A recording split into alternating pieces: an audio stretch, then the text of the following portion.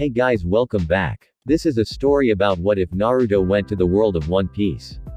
Naruto's age has passed him by as his time is over. Now he attempts to seek out a place for himself in the new world, and it's bigger than he ever figured it to be. Will be epic in length. Before we start, thank you for all of the support, it really means a lot to me. Don't forget to subscribe to this channel and leave a like. You can suggest a Naruto fanfiction with a link in the comments if you want me to read it. And check the description for the creator of this great fanfic and support them for making this fanfic. So let's start. Chapter 30. Work. Naruto and Miss Valentine were in the kitchen of the natural disaster doing absolutely nothing. Well, absolutely nothing would be saying too little, more like doing nothing important. They were doing something.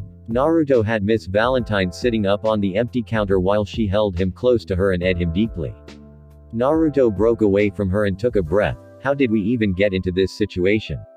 He asked her, legitimately confused about the chain of events that led to him making out with the beautiful blonde woman. No longer wearing her hat, Miss Valentine moved a lone bang of her short blonde hair from her face and smiled at him sweetly as she rubbed his whisker marks on one cheek. She now wore a yellow blouse, low cut on her shoulders and white with frilled around her wrists, as well as orange trousers that went just below her knees. She also had a white belt with a buckle that resembled part of a lemon, and white-heeled shoes with straps that wrapped around her lower legs up to her calf. Miss Valentine gave Naruto a peck on the before explaining, I caught you trying to steal stuff from the pantry even though I just made lunch, then I threatened you. You dared me to go through with it and backed me up against counter, and here we are 10 minutes later. She finished with a laugh before giving Naruto another peck on the Oh, Naruto said, blinking in confusion about how in the he managed to not realize how this had even come to be in the first place. Well, I hope I learned my lesson at least. He said with a grin that got Miss Valentine to laugh at him again. Miss Valentine stopped laughing and wrapped her legs around Naruto to get him to lift her off of the counter. So where are we, Naruto? Naruto lifted the now feather-light woman up and spun her around a few times. We, my lovely Valentine, were right smack in the middle of nowhere at the moment. He noticed her frown as he headed out into the common area and set her down on the couch. Don't give me that look. If we're not on land, then you know that telling exactly where we are is Noji-chan's department. Miss Valentine smirked and held onto Naruto's arm, pulling him down on top of her. What good are you then, Mr. Captain? She shifted under him as she felt him begin to on her collarbone. Well, I guess you're good for something. Now take me to your room. It's the middle of the daytime, bossy. Naruto said, sitting up before carrying her away with a hurrition to his bed in his room. By the time he had backed away from her, Miss Valentine had already taken off her shoes, pants, and belt, fast. I don't care. You've kept me waiting for long enough. I'm getting something right now. Miss Valentine said, waving her legs around lightly until Naruto grabbed them both and positioned them with her ankles up on his shoulders. She let out a shiver when he began ing his way up both of her legs. You've kept yourself waiting, Naruto said, still ing Miss Valentine's legs but taking off his Hite-8 and sage coat to cast them to the side of his bed. It was always up to you. I half expected you to just jump me whenever you wanted after you told me how you felt. Miss Valentine gave him a slightly offended look. I don't give off that kind of vibe, do I? She noticed Naruto had stopped ing on her just as he had reached her knees to give her a deadpan look. She eventually laughed slightly. Okay, I guess the draping myself all over you and all of the other things did give off that kind of vibe. She leaned back and sighed in relief when she felt him resume his attention over her again. Naruto ed his way to Miss Valentine's thighs where she stopped him. He growled at having his flow broken until he felt Miss Valentine pulling on the collar of his shirt, taking it up over his head. Once his eyes locked with hers again, he saw that she wasn't even looking at him, just at his body, seeming to take him all in. Taking advantage of the temporary lull, Naruto formed a cage bunchen that got Miss Valentine to widen her eyes. Naruto, no. I want to do this but I'm not. Lime start. It's not meant for that reason, Valentine-chan. Naruto said amusedly while the clone started mumbling in resentment at his stingy creator. It walked over to his desk and grabbed a sealed tag before slapping it on the wall and activating it. With its job done, the cage bunchen FPED Naruto often dispelled. There, now no one can hear you cry out. Now where were we? He asked Miss Valentine, who placed his face back against her thigh, getting him to keeping his way down her leg. She shut her eyes and enjoyed how gentle he was being with her, only to squeak in surprise when she felt Naruto tug her panties to the side and begin rubbing her. Naruto. Miss Valentine had a heated blush on her face as Naruto pulled her panties off. Her own hands absently worked their way to her chest where she began pinching her own S while her blonde captain began to use one of his digits to play with her slowly. Naruto tossed her undergarments to the side and positioned his head back between her legs. Calm down, Valentine-chan. Just relax, okay? He gave the insides of her thighs another before gently attaching his mouth to her sex. His beginning along the sides between her, eliciting a soft from the recipient of his affections. Feeling him give her a single long along her entire slit, Miss Valentine let out a shout before she quickly covered her mouth, trying to keep others from hearing her. Naruto fought back the urge to laugh and instead chose to return to using his fingers to push in and out of her while he continued to savor her taste. Miss Valentine spread her legs further, coaxing more activity from Naruto and giving him more space to work with. Squeezing down on his head with her thighs might have been her instinctual reaction, but not only would it make it harder for him to eat her out more freely, if she let control of her powers for a moment she could wind up breaking his neck or crushing his head. She gently grabbed a hold of the back of his head and guided him further as she felt his slide deeper inside. Biting her to keep from yelling out a little too loudly, she remembered that his clone had put up a seal that would keep her voice from getting any further than the four walls that comprised the room they were in. That's it, Naruto, keep going just like that. Naruto's touched against Miss Valentine's and he felt her tense up and pull on his head, bringing a smirk to his face, not that she could see it. He let his F against it again and again and felt her involuntarily shift in place, trying to fight the urge to slide back on the bed away from him. Abandoning all pretense of game plan at this point towards pleasuring Miss Valentine, Naruto simply took to ing anywhere his could reach as he felt her breathing grow heavier and heavier. He grabbed a hold of her hips and pulled her as close as he could, finally getting Miss Valentine's voice to sing out loudly, "Yes, Naruto. Don't stop. Please," she exclaimed joyfully. As he continued to do just that, he realized that was one of the things he truly enjoyed about Miss Valentine. She pretty much wore however she was feeling out in the open. It was pretty easy to tell if she was angry or sad, so he could always know when to cheer her up fairly quickly. And the times when she actually had been angry or sad were few and far between. More often than not she had the most beautiful smile on her face that could light up a room. It made him feel important whenever she would shoot one his way, and he wanted to do whatever he could to keep it with her. While she did tease very often for fun, she didn't play games with him and pretend that he had to know something he hadn't the faintest clue about.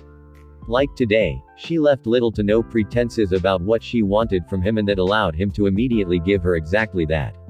Miss Valentine knew she couldn't take Naruto's oral ministrations on her for too much longer, as she could feel her body want to lock up on her right then, a certain heat pooling around her stomach telling her she was close. "Naruto, I'm going to." She heard him try to speak a reply, but his words were muffled. Either way, he got the gist of it but didn't care one bit.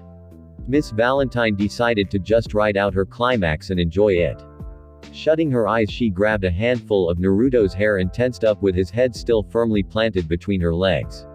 It didn't take much longer after that for Naruto to begin tasting the telltale fluids that let him know that Miss Valentine came. Her body went slack on the bed and she shivered slightly with each extra he gave her, trying to keep any of the liquid from escaping. Miss Valentine simply laid back and caught her breath, scratching Naruto's scalp softly as he continued to clean off her and the inside of her thighs with his. "Well, I hope you learned your lesson," she said with a smile. Naruto's head swam up with a questioning glance until a look of understanding crossed his face and a grin slowly spread. "Yeah, I think I have.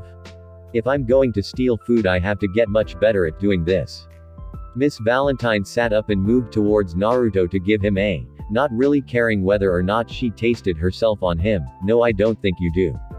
That was just fine to me." She let out a yawn and laid back down. "I think I'll take a nap for right now. Do I have to leave?" Naruto gave her an offended look and laid himself down next to her. "Akage Bunshin is manning the helm, and if it isn't, then Vivihime can do it. Of course you can stay. Not only that, but I'll stay right here with you, okay?" Miss Valentine pulled herself close to him, not caring that the lower half of her body was still bare as Naruto covered them both with the covers of his bed. Lime end the next day, you're defeating me here Naruto-kun, Nojiko said as she stood on the deck of the ship in her waiver skates. Naruto was making her get better at using them by making her do everything in them as much as possible. Naruto watched her move around from the helm with a smirk on his face. Eventually you're going to get sick of creeping around here in slow motion and you're going to play with going faster. Now come here and tell me where we are. Nojiko glared at him but slowly crept her way up the stairs in her skates, taking all of 3 minutes to do what should have taken 10 seconds at the most. I can't wait until I'm fast enough on these things to make you miserable. Maybe, Naruto said as she finally made it to his side, but until then you're going to be the cutest turtle I've ever seen. He saw her pout as she continued to work her ability to use the skates. Would you just go faster? What's the worst that could happen? Nojiko turned towards him abruptly with her hands on her hips as she tried to work on going backwards. I could fall off of the ship. I could hit the mast. I could end up going into the ship itself and tearing stuff apart. Naruto started listing things on his fingers for everything she had said. You can swim, I can swim, and you can stand on the surface of the water with those things. He said about her first point before continuing. If you hit the mast we have a live-in doctor whose job it is to patch us all up after the stupid things we'll end up doing. And who cares if you break something, I can get Polly to fix it. I will not be irresponsible like you Naruto-kun, she said in determination as she started getting more technical with how she used the skates, practicing abrupt turns and ducking motions while still going slowly. Naruto gestured for her to come over to him. You will be, I'm telling you. Now come and tell me where we are. Nojiko rolled her eyes and moved over to him, taking a handmade map from her equipment. Okay, move over. She moved Naruto to the side and placed the map on the wheel, marking their place with her finger. We are about a month from Constellation Island at this pace. She heard Naruto groan and grabbed his whisker-marked cheek. Don't complain. It is what it is. You're lucky the ship is so fast or it would take longer than that. A sigh came from the blonde shinobi. It wasn't that he hated traveling, he just would rather move under his own power. Riding on a ship made him rather stir-crazy, but hopefully something would come along to liven things up before he started doing stupid, self-destructive things to entertain himself. He could go to mess with the Straw Hats, but he wanted them to call him for something rather than just drop in and bother them whenever. He didn't want them to get sick of him. CP9 hadn't contacted him yet and he wasn't about to just appear out of thin air on them either. Who knew what they had gotten into since he left them on St. Poplar? Uzumaki. Soren scrambled from the inside and up to the helm where Naruto was before stopping in front of him and Nojiko, looking like he was getting ready for a conflict. He wore a black bandana on his head and a sleeveless red shirt tucked into black pants with a belt that had a silver skull buckle. On his feet he wore brown boots. Punch me in the face. What? Naruto replied in shock. Nojiko next to him, giving him the same look. No. What the s wrong with you? Are you drunk? No. Soren said in an offended manner before taking a moment to think about it. Yes, but that's not the point. Now hit me you punk. He once again prepared himself to react to a punch. I'm not going to punch you in the face. Naruto said with a dry look on his face and his arms crossed. Get someone else to hit you. Soren grit his teeth at having to explain himself. I dodge everyone else off of instinct because most of them are too slow. That Onagumo guy the first defeated told me that I had been using some of the techniques that those CP9 guys had. Kami eat paper drawing, and Soru shave. If I can learn those then I can learn the rest, and I want the one that was supposed to harden your body right now, Tekai Iron M. Now punch me you blonde bad guy or did your hair color finally make you brain dead? Naruto shook his head. Insulting my awesome hair and intelligence isn't good enough to get a violent reaction out of me. Nojiko smiled at him and nodded, patting him on the shoulder. That's very responsible Naruto-kun, I'm proud of you. Your hair is the color of piss and fail.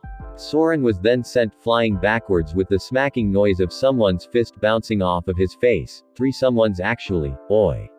I said Uzumaki only. Why'd you two hit me too? Naruto stood in the middle of Miss Valentine and Polly, all of whom had their fists outstretched from hitting Soren in the face. All of them then pointed at their blonde hair before Naruto cracked his knuckles. Piss and fail huh? Miss Valentine brandished her umbrella and smacked it into her palm threateningly, and Polly brandished some of his thick ropes from his sleeves. Well, the good news is that you're going to get one of a training session for the Tekai that you want so badly. The bad news is, we're going to kick the out of you. Soren stood back up, not really feeling like getting beaten up even though he did basically ask for it not even 5 minutes prior. Oh yeah. Bring it. Naruto wordlessly made a hand seal and large wave rocked the side of the ship, crashing over the top and splashing Soren, drenching him. You cheating bad guy. Ninja. Naruto said, as if that explained it all away, before Polly wrapped Soren in his ropes now that he couldn't melt his way through them. Look at the bright side. Now you have to up your physical abilities to take the whipping we're about to give you since you can't use your devil fruit powers. Isn't that great? Soren scoffed. I'm strong enough to break some weak ropes with my own strength. He strained against the ropes and blinked. What the? Polly smirked. These are my specially weaved ropes. They're near unbreakable by normal means. He said, pulling them tighter to rid them of any wiggle room possible. Soren said as they all closed in on him. A few hours later, after every blonde crew member had helped Soren with his training, or in other words beaten the crap out of him for insulting their hair, Nojiko had organized a meeting inside in the common room to inform everyone of where they were. Everyone sat around with Murat multitasking and bandaging up Soren while Nojiko spoke. On a large map spread out on the table in the center of the room, Nojiko pointed out their position on the map. Okay, while we head towards Constellation Island, we're going to be pretty danger close to the calm belt. Everyone needs to be more vigilant now. If you don't feel the slightest wind for a short while, or if you see the waves stop completely, you need to run and tell Naruto-kun. Yosaku rolled his eyes and raised his hand from his seat at the Embly. Why? Does it really matter if we're on the calm belt or not? Naruto Aniki can make wind and waves, and the bottom of the boat is lined with sea stone. We can do whatever we want. Nojiko gave him a dry look. There is still a chance of huging sea kings bigger than this ship trying to devour us whole. This time Naruto raised his hand. Yeah, but then I can use our super kick new weapon that I had installed behind the eyes of the front of the ship to blow the thing away. He noticed Nojiko giving him a stern look. What? By now you should know how I operate. I'm just going to walk out, step on its neck, and shoot it in the head, because that's how I roll. What if it attacks from the side or the back? She asked with a twitching eye. Naruto answered her. From the back, I channel wind to the sail, mess with the water to make waves, and we run like. From the sides, he shrugged. I suggest you all grab your ankles and your goodbye. Exactly. Nojiko said, pointing at him as if he had just proved her point. No calm belt. Calm belt bad. Nojiko says so. She said as if she were speaking to children around the entire room while she tapped the indicated area on the map. Murat no calm belt bad. Murat said much in the same childish manner that Nojiko did. Naruto-sama and idiot swordsman number 1 don't know that calm belt bad. She quipped, finishing up patching Soren up.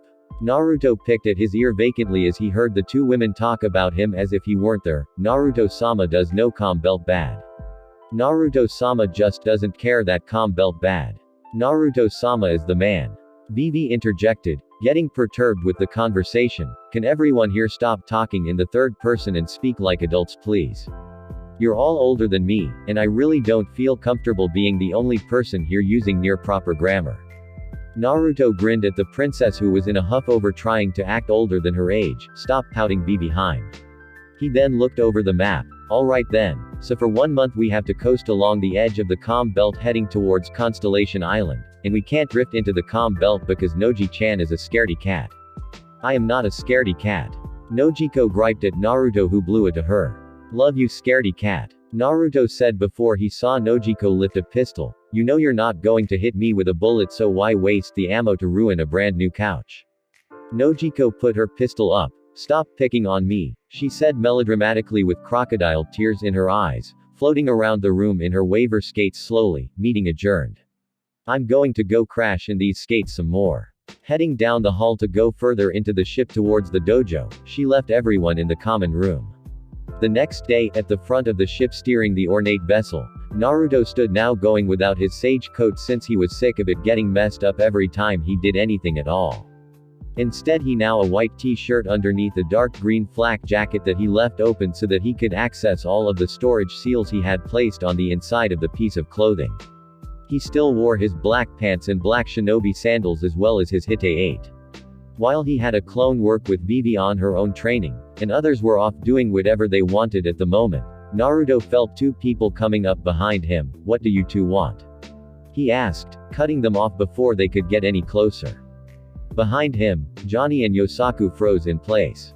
Johnny still had the tattoo on his cheek with the kanji for "C", still had his sungles, and he still wore his blue hooded jacket with a purple shirt underneath, but the jacket was slightly zipped up. He now wore green pants with a metal shin guard on his right leg that also covered his knee. The knee plate held the kanji for "quick", to go with a talisman that hung from his jacket that had a kanji for "ei". His left pants leg was bandaged from the shin down. He let his hair grow out enough for him to put it in a stubby ponytail on the back of his head. Yosaku still wore his headgear on his head that he refused to lose and still walked around with his green trench coat shut until it reached his chest, which he left open to show the black shirt underneath. Johnny and Yosaku looked at each other wondering how he kept doing that kind of stuff, but they set that thought aside for the moment to ask their question. Johnny cleared his throat before speaking. "Naruto Aniki, we were thinking, we need an allowance." "No. What are you, 7? Naruto said plainly. "Everyone on the ship keeps up with their own money. We split up a fraction of everything we get when we first get money, the rest goes into savings in case we ever need a ton of cash for anything. You guys knew this already. Why are you hitting me up for more?" "Because no one else would spot us any," Yosaku said under his breath until an elbow from Johnny got him to speak up properly. "We want stuff. Everyone has their own stuff except for us. That's it," Naruto said with a twitching eye that they couldn't see. "You just want stuff. That's the only reason. Most of us provided our own stuff by paying for it or bringing it from home. What the happened to the money I gave you too? I never saw you spend any of it." They both snapped at him irritably. "You took it all when we kept gambling with you." Naruto blinked before returning to an uncaring temperament. "Well, that should teach you a lesson. Don't waste your money by gambling with me. I have terrible life luck, but with stupid little useless things like needless gambling I clean up." Yosaku kept complaining. "Come on Naruto Aniki, we're broke here." "Fine," Naruto said, not feeling like hearing a grown man complain like a child. "The next time we get to a town you both find your own ways to get some pocket cash so that we don't have to hear you two about it again. I don't know when we're going to get near an island with a town though." Hearing him say that brought smirks to both Johnny and Yosaku's faces. Johnny's sungles gleamed in the sunlight as he adjusted them on his face. "It just so happens that we're close to an island right now. It's not too far off course at all, so we can go right." He saw Naruto turn around to frown at them. "It's not out of the way, we already checked with Nojiko Ainu." Naruto held up 2 fingers. 2 days.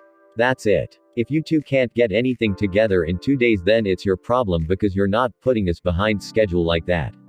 "What schedule?" Yosaku asked belligerently, not noticing the tick mark appear on the back of Naruto's head. "Samahata's feeding schedule, you ungrateful mother." In a puff of smoke, Samahata appeared in all of its glory in Naruto's hand with the mouth at the top of it revealing its razor-sharp teeth. "Look Samahata, a snack," Naruto said, pointing at Johnny and Yosaku before the two took off running. Naruto filtered enough chakra to Samahata for it to be able to move on its own as it took off after them. "Jerks," he muttered as he walked inside to find out where he was changing course to. Several hours later, San Salvacion Island port town of Aruja. The town was relatively quiet with cobbled streets and low, colorful, rancher-style buildings. The place didn't seem relatively large, but for some reason it was rather crowded for an island on the edge of the Grand Line near the Calm Belt. One would think that an island this far out wouldn't get much tourism except for pirates on their journeys that had been brought that way, sort of like the Foxhound pirates. Naruto stepped off of the ship after docking along with everyone else on the crew. "Remember, 2 days." Johnny and Yosaku both nodded and bolted into town to find some way to make themselves some money. "Think they're going to make anything?" he asked everyone around him. Miss Valentine let out a laugh. "We're probably going to have to wind up paying some kind of damages while we're here because of them, or any of the rest of us." Naruto immediately formed the cross seal with his fingers. "Good point. In a puff of smoke he had made a batch of cage bunchin to watch the ship, therefore just in case we need to get the out of here in a hurry. Soren looked around the island town. Why would we need to get out of here in a hurry? He then blinked and realized who he was talking about. Oh yeah. Chuckle, never mind. Experience says a quick out is always cool to have with us being us.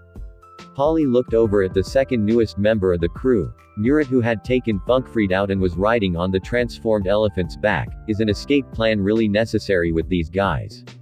Murat gave him a humorless smile from atop Funkfried. As far as I've seen, yeah. Pretty much. Not far into town, they saw Johnny and Yosaku staring blankly at some poster on the side of a wall. Vivi giggled as they all walked up to them. Well, I wonder if staring at a wall is a paying job on this island. Everyone moved behind them to read what they were staring at so hard.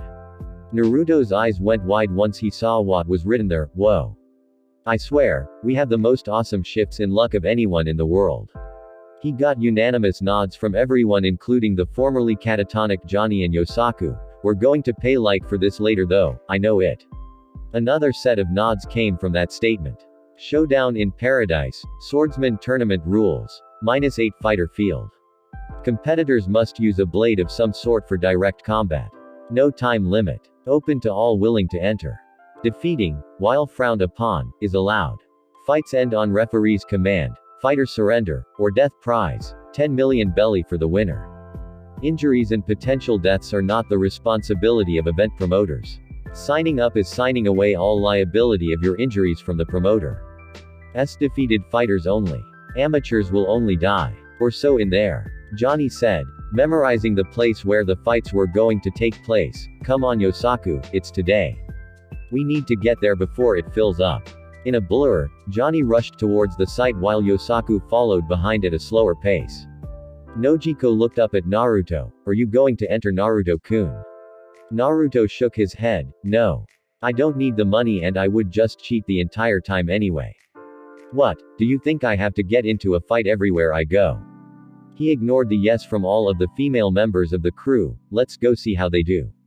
Sitting in the stands of a plaza set up for spectators to view the tournament, Smoker sat and watched as his subordinate Tashigi go through her sword katas in last-minute preparation for her entry in the tournament. I don't think I need to tell you how to handle yourself out there. You know more about sword fighting than me. She nodded and continued to practice, and remember to keep your glees on. He shouted at her, surprising her out of her form. She took a deep breath to settle herself down and adjusted her glees on her face. I know already. She looked around the plaza at all of the people abound. There are a lot of pirates here though. Are we to go after any of them? Smoker scoffed. Everyone here is a small fry under 50 million belly. We're not going to get better ranks no matter how many of them we defeat. We can't chase Straw Hat much further if we don't prove that we can survive in the New World part of the Grand Line. That's where this is inevitably going to end up. He remembered a certain blonde captain that he knew for sure was going to end up there if their last pair of fights were any indication to go along with the raised bounty, Yutu Uzumaki. Tashigi frowned and nodded before returning to her exercises as she waited for the tournament to start. The Foxhound Pirates, minus Johnny and Yosaku who were signing in, took their seats in the stands to watch the tournament. Nojiko sat with her hands on her cheeks as they waited for the event to get underway. So does anyone think they can win the whole thing? It depends. Soren said, taking a sip from his flask. If they fight each other before the finals, then who knows? The crowd began to cheer as the fighters began to file out for the match drawings. As Soren's eyes scanned over all of the entrants, he took another sip only to spit it all out over the back of the guy in front of him's head. What the? The guy, a rather large man, said as he turned to glare at Soren. He reached for the sword at his waist. Do you know who I am? I've got a bounty of. He stopped, noticing that he wasn't paying attention and got a good look at Soren's face only to pale in realization. Soren's new bounty had been circulated through the newspapers as did the rest of the crews, and the man noted that every last one of them, including Uzumaki Naruto, with the exception of 2, were sitting right there. He simply turned around and returned his attention to the competitors before he started something he couldn't finish. Polly raised an eyebrow at Soren choking on what was probably a combination of lemon juice and booze of some sort. What's wrong with him? Did he see a ghost or something? He patted the acid-spitting pirate on the back to help him clear his throat. Miss Valentine looked through the lineup of entrants and smirked deviously. Oh, he's fine. He's just love-struck because he saw his girlfriend about to fight in the tournament. Soren kept coughing and turned a glare to Miss Valentine, who just stuck her out at him. That kind of reaction just tells me I'm right on the money. Not my girlfriend. He choked out, pounding his chest with his fist to clear his airways. She wants to defeat me. Naruto grinned at Soren. If a girl points a deadly weapon at you, that just means that she likes you, right, Noji-chan? He said to his blue-haired sniper, who was looking intently through the rest of the crowd. What's the matter? If the Tashigi girl is here, then that means that smoker is here. She replied, eyes perusing the area to spot said man before he saw them. Eventually she saw him all the way across the set-up arena looking down at the ring. Got him. He doesn't seem to be able to recognize Johnny or Yosaku, so as long as he doesn't see Naruto-kun, we should be fine. He was the only one smoker ever got a good look at. Vivi looked between Naruto and Nojiko in concern. Nojiko looked rather serious while Naruto seemed to have a look of anticipation on his face, waiting on the fights. If smoker is here, then shouldn't we leave? We'll leave right after the tournament. Naruto said to the young princess. Johnny and Yosaku would be pissed if I just plucked them up and made them drop out. I know I would be.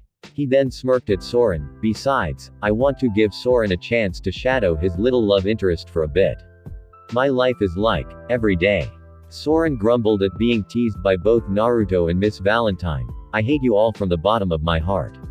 Miss Valentine patted him on his head, getting him to growl at her. Ah, you'll feel so much better with the love of a good woman in your life, Soren. You'll just take all of that anger and sarcasm and hate and just throw it all away. Vivi noticed Polly shaking his head at the banter between the crewmates. It's like this every day. You'll get used to it soon enough. Just don't let any of them get anything on you that they can make fun of. She gestured to Soren, who was holding back defeating intent so that he didn't alarm any other spectators, or else stuff like that happens. The MC of the tournament, a man in a black suit with said back hair, took a microphone and began to speak as he stood in the middle of a ring that was 50x50. Welcome everyone to the Showdown in Paradise Swordsman Tournament. He said as the crowd started to cheer loudly. To all of our competitors who have ventured out to our little island at the edge of the Grand Line, every 2 years for the last 20 years we've hosted this tournament to find powerful up-and-coming swordsmen. Now it's time to see who takes home our MIV prize this time around. The crowd cheered again and he pointed towards the aisle set up to lead to the ring as the competitors for the first match appeared. In the back, Johnny and Yosaku were excitedly waiting for their turns when Yosaku thought of something. He said suddenly, I need to go find Naruto and Iki. Johnny stared as his friend ran out of the back area and towards the stands where their friends were sitting. You idiot, get back here. Your fight is next. His cries fell on deaf ears as the other competitors snickered at Yosaku's absent-minded mad dash out of the preparation area. He let out a sigh. If that Jack gets disqualified before I get to fight him in the finals, I'm going to defeat him. He then saw Tashigi return from her fight and he yelped in a high-pitched voice before turning around trying to hide his face. For once I want someone to not know who I am, doesn't that? Soren was gritting his teeth and fighting back the urge to leap over Miss Valentine and kick Naruto right in his sack, because that would probably bring down a wrath from more than just Naruto if he did. Still, it was hard to fight back that urge. Man, Naruto said to Soren, watching his girl kick like that in the first round probably turned him on. He's probably into girls that have the potential to chop his junk off. Soren bit into his own hand to keep from attacking Naruto. Hey, it's cool if you're into that kind of thing. To each their own. Soren simply decided to glare at Naruto and speak lowly. You don't know where, and you don't know when, but when you think you're totally safe and there's nothing that could do anything to you, I'm going to get you back, badly. Backhole. Blah, blah, blah. Whatever, lover boy. Naruto said absently. He turned his head to the right to see Yosaku scrambling through the stands. What the are you doing here? You fight next, dumb. Yosaku turned to Miss Valentine and quickly drew Kubikiraboucho, startling half of the crew and most of the normal people around them. Put the weight back on it like when we fought Strawberry. Miss Valentine gave him a dry look. What am I, your portable power-up? Before Yosaku could speak again, Naruto snatched the sword out of Yosaku's hand and slapped a sealed tag on it, as well as the holster on his back. There. Now get your down there before you lose by default and waste all of our time. When you have the sword holstered you won't feel anything, but when you draw it you'll feel like the thing weighs a ton. Yosaku could feel the weight as Naruto made the ram seal and activated the seals. How do you do that? He asked as he placed the blade back into its holster. Naruto shrugged and waved him off. Seals are magical. Now get to the ring before I throw you down there. Yosaku didn't have to be told twice and worked his way through the crowd down to the ring. There's just something off about that guy. No matter how much we point it out it's never going to change, is it? Polly smirked and scoffed. What? There's something off about all of you. You said that like you're the portrait of sanity or something. Naruto didn't even bother looking his way. He simply pointed to the side as he watched Yosaku head down to the ring. Look, a girl in a mini skirt and a tight t-shirt that definitely isn't wearing a bra. He said lazily. What? Polly instinctually snapped to his feet and yelled over in the indicated direction at the top of his lungs. What in the is wrong with women these days? Show some modesty in front of men it. He then realized that there was no woman like the one Naruto had identified over there. Naruto kept his eyes on the ring. Prude. Polly turned back to glare at him. Pervert.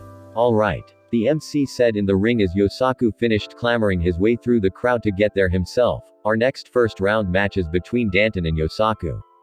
He yelled out introductions as Yosaku finally jumped into the ring and cleared out quickly thereafter. Man, that was close, Yosaku said, unfastening Kubikiraboucho from his back to take up his stance with it as he faced off against Danton. Danton was a towering man in black armor that covered his entire body. His head was uncovered by a helmet to show a flat top haircut of brown hair, and in his hands he held two twin broadswords. The large opponent smirked down at Yosaku as they waited for the signal to start. Can a puny wimp like you even use a sword like that? It looks like you ran into a weapon shop and grabbed the biggest thing you could afford. Yosaku grinned. You're about to find out, aren't you? His grip on Kubikiraboucho tightened in his hands. Hey, if you don't watch yourself and fight smart then I'm only going to need one swow. I never really cut twice with this thing. Begin. Goodbye, runt. Danton yelled as he charged forward at Yosaku. Good luck getting through my sword and my armor. Luck's for people that need it. Yosaku said as he drew Kubikiraboucho high over his head and brought it down with a single slash. Satan Hakai shot Guillotine Buster. The resulting slash stopped Danton in his tracks as he looked at Yosaku with a glazed expression on his face. You're lucky I timed you well enough to cut as shallow as I did. He said, placing Kubikiraboucho on his back once more. Danton's swords dropped from his hands, one of them broken near the center, and his armor made a loud cracking noise before splitting down the middle. Blood gushed from the wound that resulted in Yosaku cutting past the thick armor and he dropped to the ground beaten.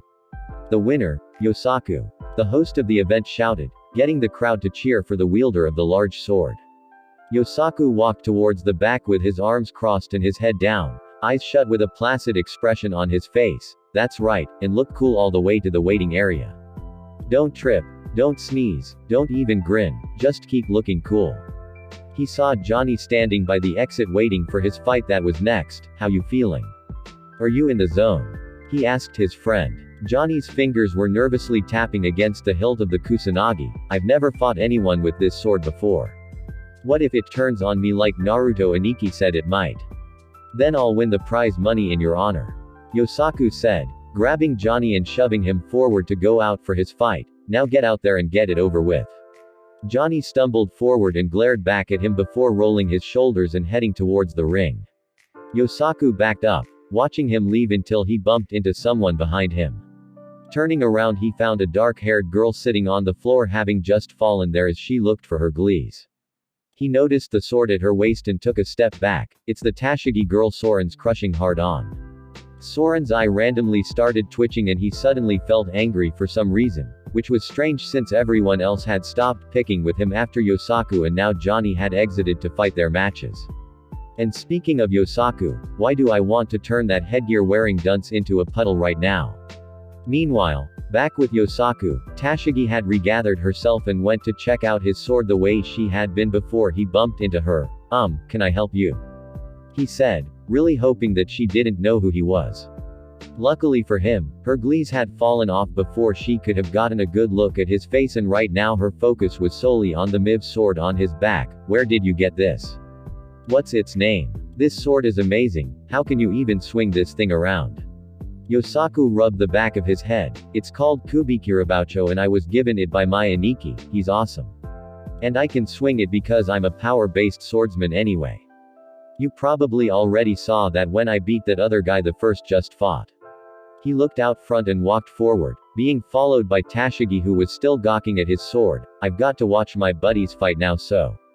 Oh. Tashigi said, still not taking her attention away from the sword. Don't mind me, I'll just be admiring your beautiful weapon until it's my turn. Yosaku sighed, but he guessed that was as good as he was going to get for the time being. Last match of round 1. The MC cried out, winner meets Tashigi in the semi-finals. We have Johnny going up against Mavado. Mavado walked forward at his introduction. A man with messy black hair, light black armor on his chest, black pants, and a black trench coat. From his back he drew a wicked pair of hookswords. Johnny just shifted himself into his ready stance with his hand around the handle of his blade, prepared to draw. Move first or you're not going to get another chance. He said as he moved his hand down and fed the guard of the sword with his thumb to loosen it from the sheath. Mavado rushed towards him and took a pair of swings with his twin hookswords that Johnny stepped back from. He still had yet to draw his sword, instead opting to S out of the way of Mavado's attacks. As Mavado missed very wide with one of his attacks, Johnny's eyes caught it and he focused in intently. Before Mavado could move, he felt a breeze, saw a blur, and Johnny was behind him. His sword slid back into its sheath. Johnny simply kept walking away, not bothering to turn around even when Mavado did. Jigoku de no Kage, shadows over. He said as he let his sword finish placing itself away with AC. Mavado was about to head after him again when both of his swords fell to the ground out of his hands. Both of his shoulders had deep puncture wounds in them and he had a slash wound across his chest joining them. Blood began to pour from the wounds as he dropped to his knees and the MC moved in to check him over. Mavado can no longer hold his weapons, therefore the winner is Johnny. Woo. Yeah. The sword didn't defeat him. Way to go Johnny. Naruto's voice echoed out across the area above anyone else cheering. Johnny just grinned up at where he knew the Foxhound pirates were sitting and gave them a small salute before heading to the back once more to wait for his semi-final round match. Smoker snapped to attention when he heard Naruto's voice shout out over everyone else's. He looked around for any sign of Naruto but got no sight of him whatsoever. I know that voice, it's very specific. I know you're here somewhere Uzumaki. As long as I have eyes on that guy that you know I should find you easily enough, he said as he watched Johnny head to the back only to high-five Yosaku who was on his way out next for his semi-final match. Next round Tashigi should be able to defeat that man on her own to soften your crew up for later. The other one too if he makes it past his fight as well. Johnny didn't even bother trying to see if Yosaku flattened his opponent. The sound of the crowd quickly cheering after the introduction told him all he needed to know. Cool. Now after I win we're going to walk away with the money no matter what. Is that why you entered this tournament? He turned to find himself facing Tashigi, just for the prize money. I'm glad she can't see without those glees. She probably doesn't know who I am anyway. Johnny thought to himself before frowning at her. No. Me and Yosaku entered this thing to see how far we've come as swordsmen, but so far we haven't seen anyone as scary good as the person we want to serve. Tashigi ignored what others might have construed as a jab at their own defeats since she agreed. There wasn't really much to see at this tournament, and who would you like to serve? Roranoa Zoro. Yosaku said as he walked back into the back area with some blood on him from the last fight. It didn't seem to be his own though. What's it to you? He said, not really caring whether or not Tashigi knew who they were anymore.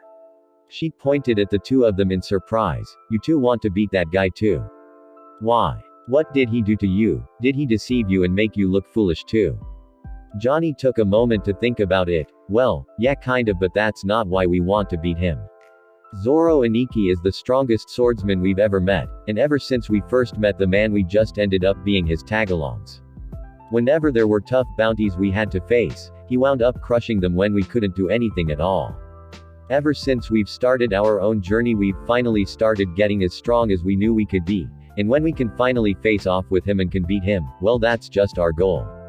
Tashigi watched Johnny as he stopped talking and headed out towards the ring. It's our turn, let's go.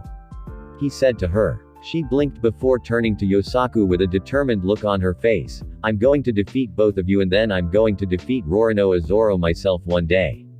Yosaku shrugged and pointed towards the ring. You're going to have to go beat Johnny first. Then if you have enough left in you you'll have to beat me too. Good luck. Johnny stood impatiently in the ring waiting for Tashigi to get out there to fight him. Man, if I beat her too bad then Soren's going to try and melt my sword later. He thought as he looked up in the stands at his crew. It said man. Up in the stands, Soren was looking at Johnny oddly as the swordsman kept looking up at him every few seconds. Why does he keep looking up here? Because he knows that if he hurts your girl then you're going to do bad stuff to him later. Naruto reasoned to his de facto second in command as he found himself laying on the seats provided for spectators. Can I get up now? He asked, as he was tied up by Polly's ropes and had Nojiko, Miss Valentine, and Vivi all sitting on him to hide him. I can barely see. Nope. Nojiko said, patting Naruto on top of the head as she sat on his upper back. You almost got us all busted by Smoker when you yelled before, so you're staying there until the fights are over. Vivi spoke next from her place sitting on Naruto's legs, kicking her own legs while she sat on Naruto, so just lay there and behave Naruto. You aren't getting up anytime soon. You can't even feel me sitting on you, so no complaining. Miss Valentine chimed in last, sitting on Naruto's lower back between the two other women. Fine, it's all good with me. Naruto said, not really caring one way or the other. I've got 3 pretty girls all sitting on me. This is officially the second best day of the week. Pervert. Polly muttered, tugging on the ropes he had tied Naruto down with at the behest of the others. Tashigi finally made her way out and drew her sword to get into her stance, noticing Johnny getting into his own unique posture, opting as always, to not draw his sword. His style is so strange. It's based around purely drawing his sword. No blocking or parrying, just dodging and speedy single attacks. Okay, Kusanagi no Tsurugi, let's do this. Johnny thought to himself and his weapon as he fed it loose and grabbed a hold of it, waiting for the fight to start.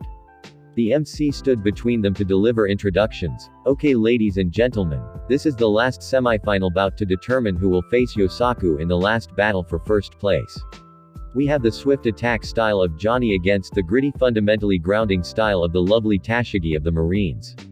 He scrambled out of the way of the two competitors. Begin. Wasting no time after being told to go, Tashigi rushed forward at Johnny and attempted a straight stab that he dodged before blurring out of her sight. Tashigi narrowed her eyes and immediately whipped around to swing at Johnny, who wound up blocking her with his entire sheath. As they struggled against one another, Johnny thought to himself, she blocked Jigoku do no cage without taking a single wound.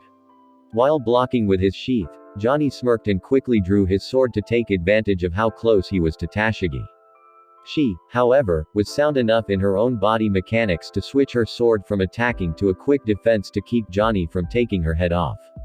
She blocked the slash but wound up taking a kick to the stomach from Johnny that sent her sliding back. She winced at taking the kick but her eyes snapped wide open when she saw him blur out of her sight again, fast. A horizontal slash from Johnny in her blind spot cut her on the arm, but an attempt at following up was blocked. Johnny scowled and pulled his sheath up from his belt again, only this time he used it to smash Tashigi hard in the ribs again. The unexpected blow to her body threw her off, but she was still able to retaliate with a swing of her blade that nearly caught Johnny off guard. He diverted the path of the blade with his sheath and cut into Tashigi's torso with his kusanagi. Tashigi yelled in pain as she stepped back, still holding up her sword in her stance. He's way faster than me and he's stronger. All the technique in the world won't matter against someone that you can't move fast enough to hit when they make mistakes. Johnny's reflexes were too sudden for her. His short-range speed was almost untraceable to her. Calm down and focus. I have to use that move, and I have to make sure that it hits. Tashigi backed off and took a deep breath to fight down the pain from taking her damage at the hands of Johnny. She held her sword down by her side in a new stance as she began to build energy. Soren palmed his face in the stance, and it's over, he said in a somewhat disappointed voice. She won't build enough energy fast enough to come up with a move that could actually hit Johnny if she couldn't keep up with him anyway. Kamatai. Before she could make the full motion for whatever she was going to attempt with her next slash, Johnny had already rushed at her and had cut her down with a speed that could only be seen as a series of flashes. Subaru J, sliding J. He yelled as he slid to a stop on the other side of Tashigi, his sword still fully extended from his last motion. Tashigi's glees fell from her face and she dropped to her knees as wounds opened up all over her body, but she still held onto her sword. She used it to help herself shakily stand back up where she was barely able to lift her blade back up. Johnny sighed and turned back around, his sword sheathed once more. He wasn't going to tell her to quit, because he wouldn't have quit if he had been her. If I defeated you, even by accident, someone in the crowd right now would defeat me. Tashigi glared at him defiantly as she planned to keep fighting. Commodore Smoker wouldn't come after you. I entered this tournament knowing what would happen to me. Johnny raised an eyebrow. Smoker.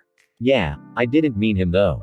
I'm more afraid of someone else, that has a huge crush on you that he's been denying since Alabasta, so. Before she could question him on his strange comment, he rushed towards her and kept her from trying to attack again by smashing his sheathed sword over her head, knocking her to the ground unconscious. The winner, in moving on the final round, Johnny.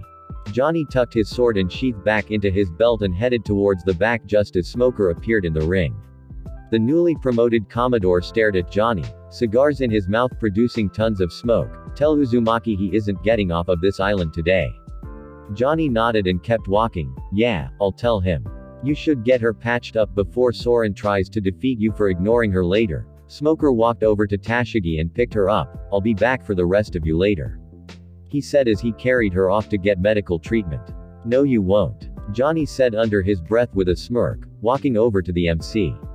The prize for the finals had been carried out for the last match and placed under guard until the tournament ended. Coming up next is the final round for our glorious prize and for title of the year's best swordsman.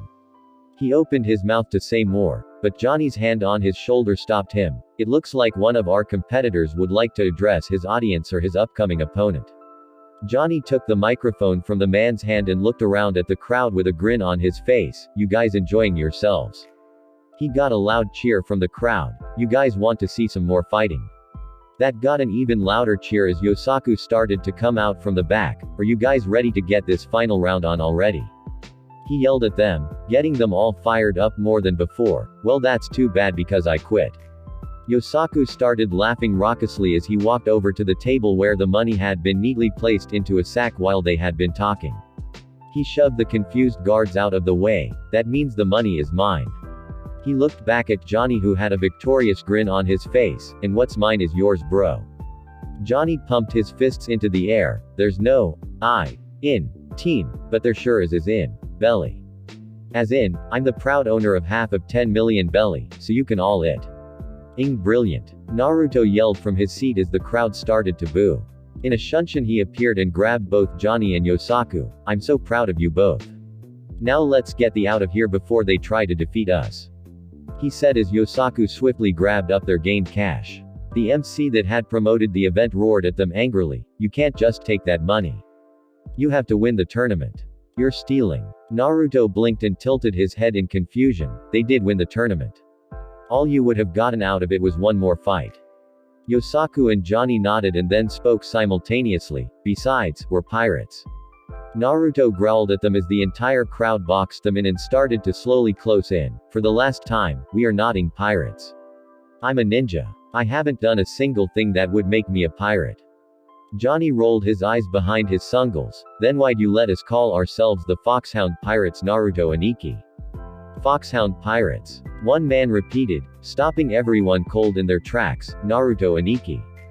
They all took a good hard look at Naruto and took special notice of the whisker marks on his cheeks. Holy that's that guy. Uzumaki Naruto. The people started to panic and ran away from Naruto, Johnny, and Yosaku, leaving them alone in the plaza with all of the money. Yosaku looked around and chuckled. Well at least that gave everybody else time to get out of here. Naruto shrugged as he grabbed a good hold of both swordsmen. I'm not that scary am I? Johnny made a gesture that meant, kind of, and Naruto took them both with him using his Hiraishin to return to the ship. On board the natural disaster, Vivi was behind the helm as the others watched the clones prepare the ship to leave. Nojiko stood back as the clones had gotten everything set, allowing Vivi to begin to steer the ship out of the bay. Why are you steering the ship and not a clone of Naruto-kun? Vivi smiled back at Nojiko as she continued directing the ship, Because Naruto taught me how to run the ship one night when I couldn't sleep. She giggled slightly. The only thing I don't know how to do is whatever those weird eyes at the front of the ship are for. No chakra to use. He said he wouldn't teach any of us how to use that anyway, it might defeat us. Clattering from inside could be heard before Johnny and Yosaku ran outside and vomited over the side of the ship. Naruto walked out after them shortly after, shaking his head. Yeah, it took me a while to get used to moving like that too. He walked over to Vivi, who relinquished control of the ship to him. Good work, Vivi Heim, but I'm going to need to be in control for this next part. He said, pointing ahead to where a bunch of marine ships were converging broadside to cut off their exit from the area. Soren from up in the crow's nest yelled down at them. Smoker beat us back to his ships and cut us off, Uzumaki. What are we doing to get out of this one? Don't get all pissy, Soren. You can flirt with the sword chick the next time Smoker tracks us down somehow. Ignoring Soren's growl of anger, Naruto sat down in a meditative position in front of the helm with his eyes shut until he opened them to reveal the Rinnegan. We're gonna make a hole. How? Soren yelled back down from up top. Like this, Naruto said as he started to pump chakra through his body into the seal array beneath him on the deck. Man, this is going to for me. He sighed and made a ram seal so that he could manipulate his own chakra through the array. On board Smoker's ship, Smoker looked out at the half-dozen ships he had, all prepared to fire on the Foxhound Parade's ship, which was heading straight forward towards them. What's your endgame, Uzumaki? Even with your weird powers you can't just walk right through this. He looked over at a nearby enlisted man. Prepare to fire. Send word to the other ships. Yes, sir. The man said before receiving a message from another marine. All ships are ready to fire on the queue of this ship, sir. Smoker nodded before yelling, fire all guns. Fire all guns. The marine shouted to everyone else as they all opened fire on the natural disaster. Shinra Tensai, heavenly subjugation of the omnipresent god. That yell echoed out over all of the cannon fire just as the allied ships opened fire on the ship housing Naruto and his crew. Every bit of ammunition that been launched at him flew back and hit the ships themselves, taking out sails and smashing into ships. Smoker turned his body to smoke to avoid taking a direct hit from a cannonball that smashed into the deck behind him. What the just happened?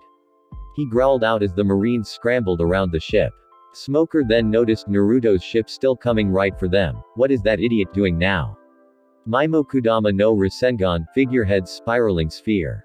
Smoker stumbled about as from the figurehead eyes of Naruto's ship blue orbs of energy formed and began to drill through the blockade, turning the portions of ship that wound up getting hit into wooden scraps. After the orange-colored ship got past, it seemed to pick up speed incredibly quickly and get itself out of dodge in a hurry.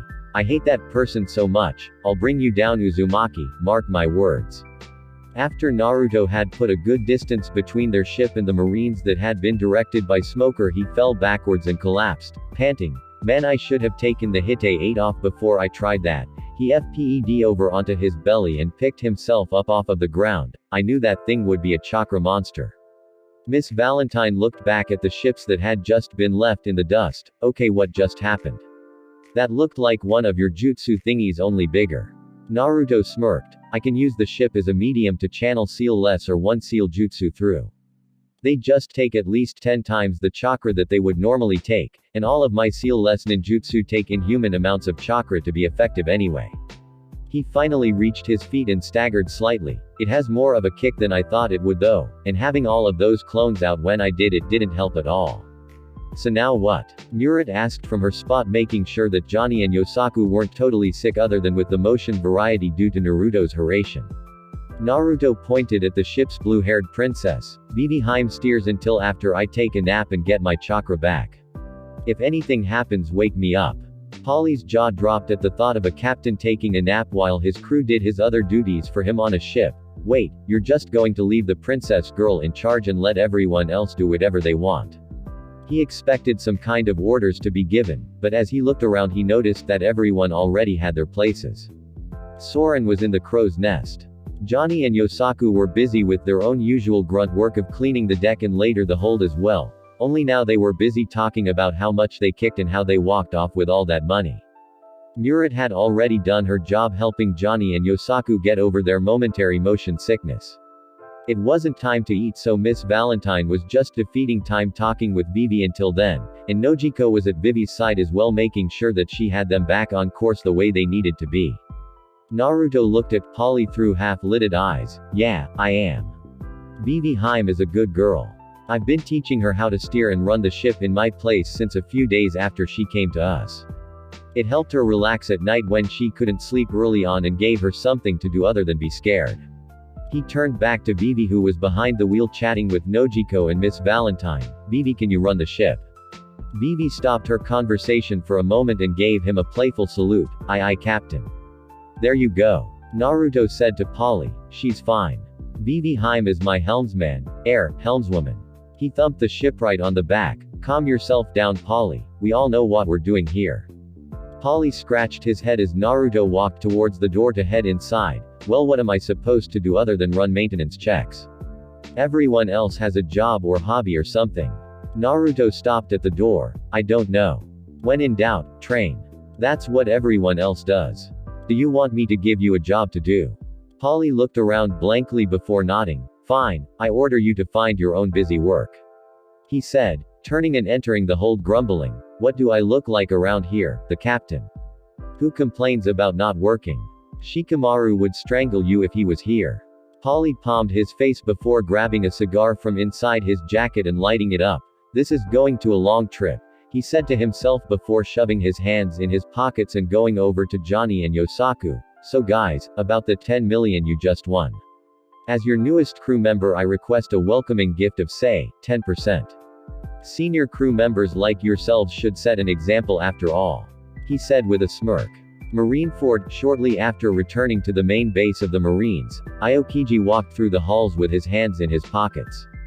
He still had signs of bruising on his face and a few bandages on his body, though his ability to make ice on cue kind of helped with any swelling, making his overall appearance better.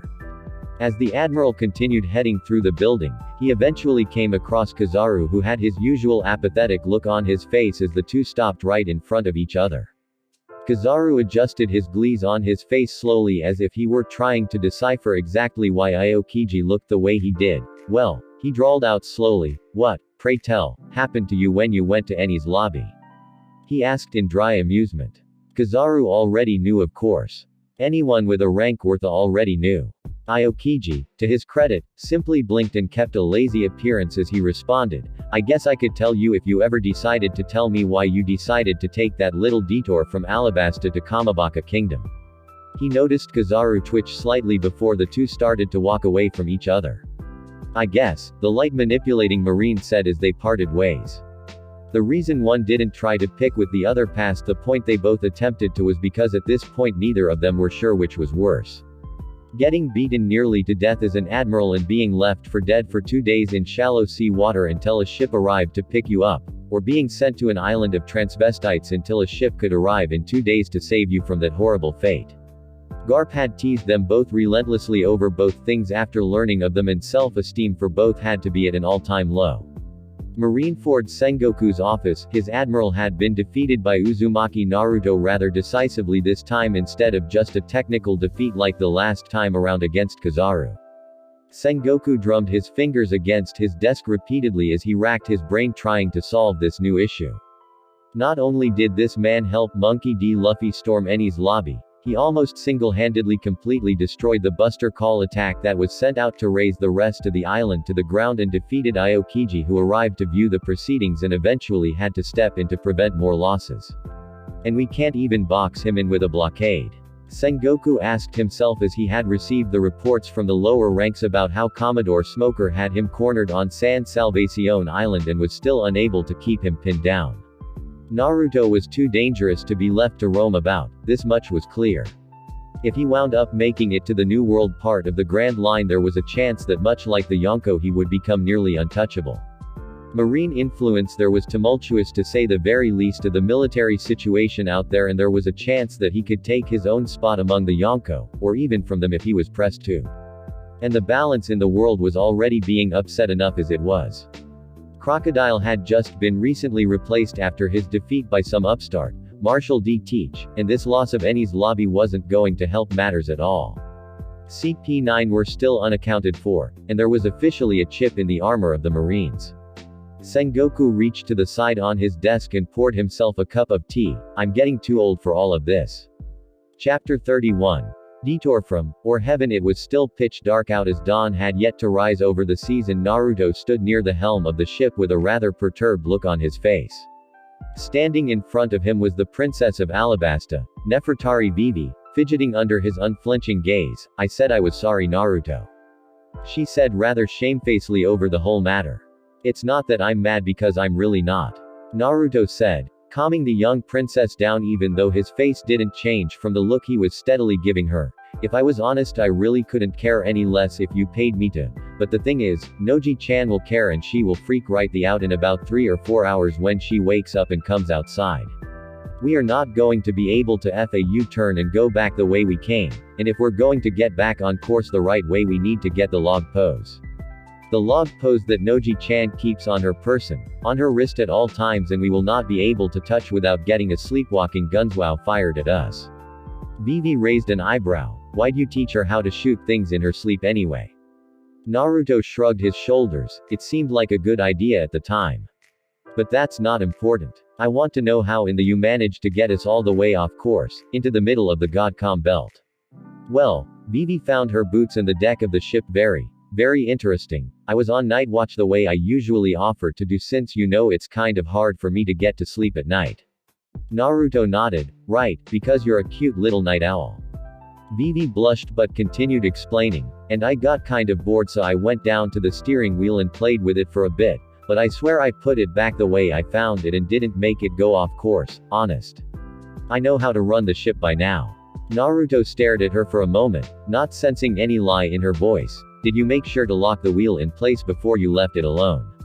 He saw Vivi's eyes widen and sighed. That's a no. Vivi held her hands in front of her mouth, looking terrified at Naruto's reaction to her mistake. I'm so sorry. I didn't mean it. I completely forgot to do that when I wasn't using the wheel. She exclaimed, steadily getting more upset about her blunder. It's okay. Everything is still fine, Vivi Heim. Naruto lured her, rubbing her back to calm her down. Once you get a good feel for the ship, the ocean, the breeze, you'll know when you do things like leave the wheel unlocked. Just chill out, okay? Relax. Vivi simmered down at his behest. Yeah, there you go. Vivi let out one last deep breath before turning her brown eyes up at Naruto. Are you sure? Naruto nodded, smiling in a disarming manner. Good. Thank you. Naruto waved off her thanks. It's really not as big a deal as Noji-chan makes it out to be. I'll defeat a Sea King if one attacks us, no matter how big it is. I'm still me, and by now you all know that I'm awesome, right? Vivi giggled when he posed in a grandiose manner. If Noji-chan starts acting up, I'll take the heat for this one, but be more careful next time, okay? And don't play with the wheel, I don't even do that. Vivi pouted and turned away from him. Well, it's boring all alone at night. Karu is good company, but he can actually sleep, so it's mean to make him stay up with me. What exactly am I supposed to do all night? And don't say train. I train enough during the day. It's never a bad time to train. Naruto said, sitting against the back of the steering wheel in the GR, but then again you don't have my stamina, so maybe it's not a good idea for you to drive yourself into the ground. But I'm not a doctor, so what do I know? He then snapped his fingers. That's it, go see Murit. Maybe she has something for you to help with that, and if not, my door's always open, you can come to me if you can't sleep. Vivi raised an eyebrow. What on earth would I do there except keep you up like me?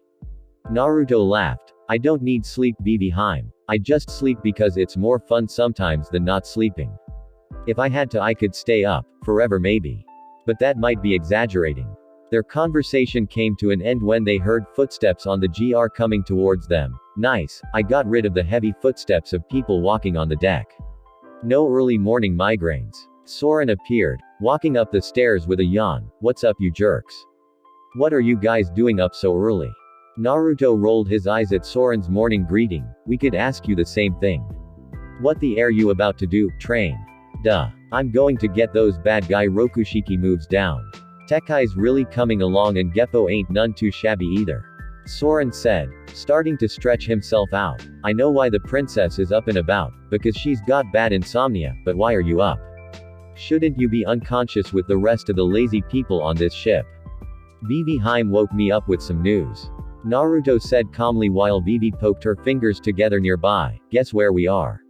Soren blinked before looking around and taking a distinct note of the lack of decent waves and wind. Narrowing his eyes, he turned back towards Naruto. We're on the comm belt, aren't we? Naruto and Vivi both nodded. Nojiko's going to have a coronary, you know that right? Oh yes, I know that. Naruto said, standing back up off the ground, walking over to Vivi, who looked rather unnerved at the prospect of facing down a gun-toting Nojiko and explaining where they were and why. Vivi Heim, come here. Vivi quickly snapped to attention and did as he asked. Once she got close, he put a hand on her shoulder. Do you want to tell Noji-chan why we're on the comm belt? He didn't even need to hear her answer. Just seeing the fear in her eyes gave him one. Okay, then sleep. A quick motion of his hand to the side of her neck followed by a squeeze put Vivi into sweet unconsciousness. Soren held back a laugh when he saw Vivi go out like a light. You're a better man than me, Uzumaki. You do know that after what you did to her guns, she's 10 times more dangerous with those things now, don't you? Naruto picked up Vivi bridal style and began walking towards the door leading inside. She still can't hit me yet if I try to dodge, I think. I'll just jump off the ship and run away for a bit. I think I'd rather fight a Sea King than deal with a scared and pissed off Noji-chan anyway. Soren grinned fairly. She can still hit you with the scoped rifle in the canopy if she wanted to, unless you're really willing to run more than 3 miles away from the ship. Naruto blinked and gave him a dry look. Bull. That thing only has a range of 2,500 meters. It doesn't even see half of that distance. It can't see that distance, but Nojiko's the one actually aiming and shooting Uzumaki, and she can see just fine. Especially with that haki of hers, she'd consider that practice.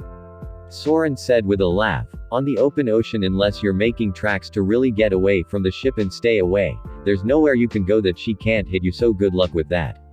He said before laughing again, letting Naruto carry Vivi to her room. Fine. Naruto said shakily before coughing the sound of fear out of his voice. I'll just stand still for a moment and use Sage mode for a split second and dodge from a distance. Besides, she wouldn't really shoot at me for real. Several hours later, Vivi and her pet duck were stirred back to the waking world after a booming blast rang out on deck.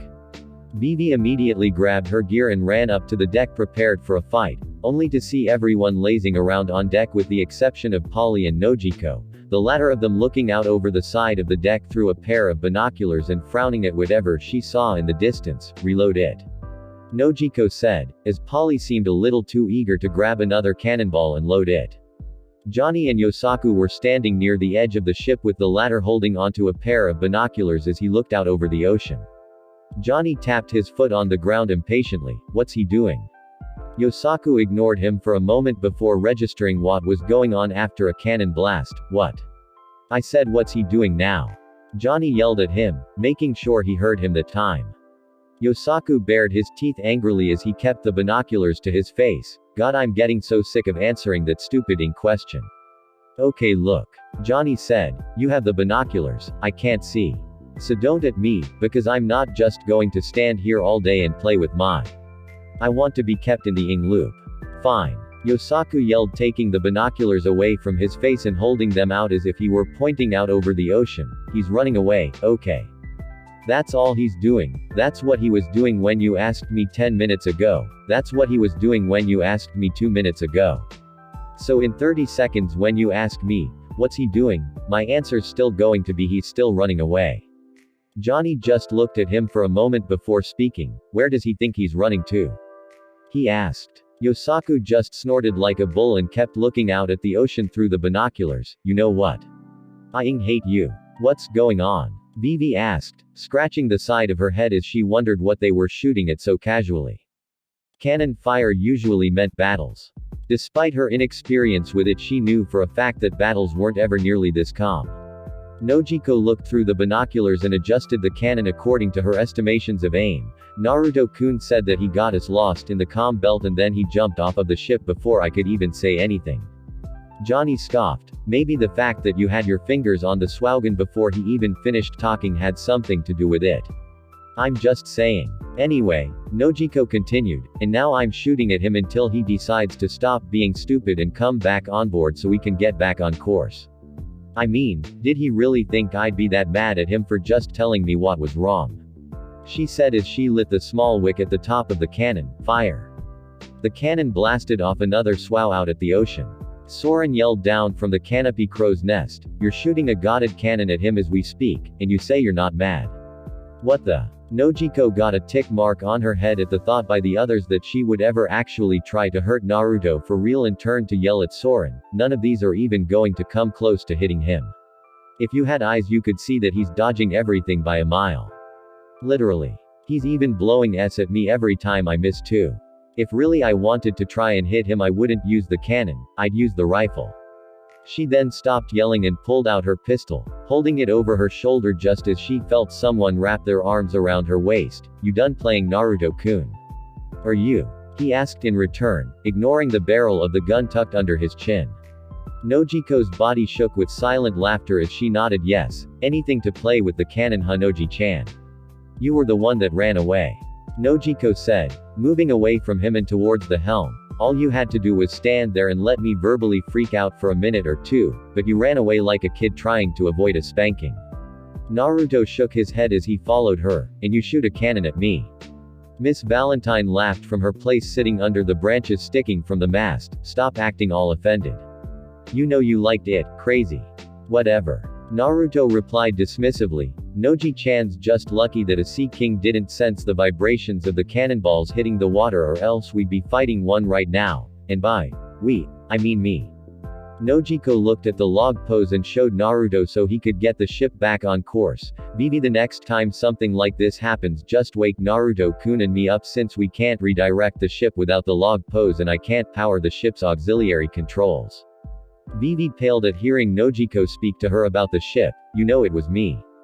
Nojiko nodded. "You're the only other person that really steers the ship, and if Naruto-kun had really done it he would have tried to carry me to the deck without even trying to wake me up so he could redirect the ship that way, hoping that no one found out about it," she said, smiling at Naruto rolling his eyes. "We back on course, Naruto-kun." "Getting there," he said as he locked the wheel in place. "I don't know how long it'll take though, since I don't know when Vivi tried playing with the wheel. It's going to take at least all day to get back on the Grand Line, so get comfortable, we're going to be at least a whole day off schedule." "Sorry everyone," Vivi said sadly. She was finally making strides towards being useful to them in her mind and just took a huge step back by hindering them, knocking them off course into dangerous waters. Yosaku shrugged off the situation. "It's alright Vivi, all of us mess up.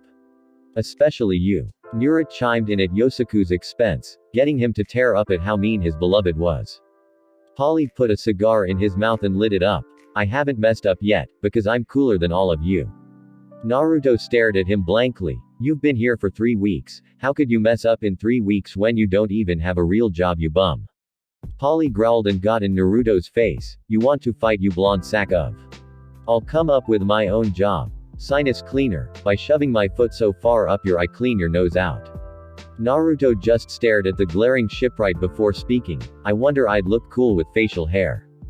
Polly face faulted out of his stare down with Naruto as the captain continued his random thought. "A mustache would, but maybe a beard." He turned towards Miss Valentine. "Valentine-chan, would I be sexy with facial hair?"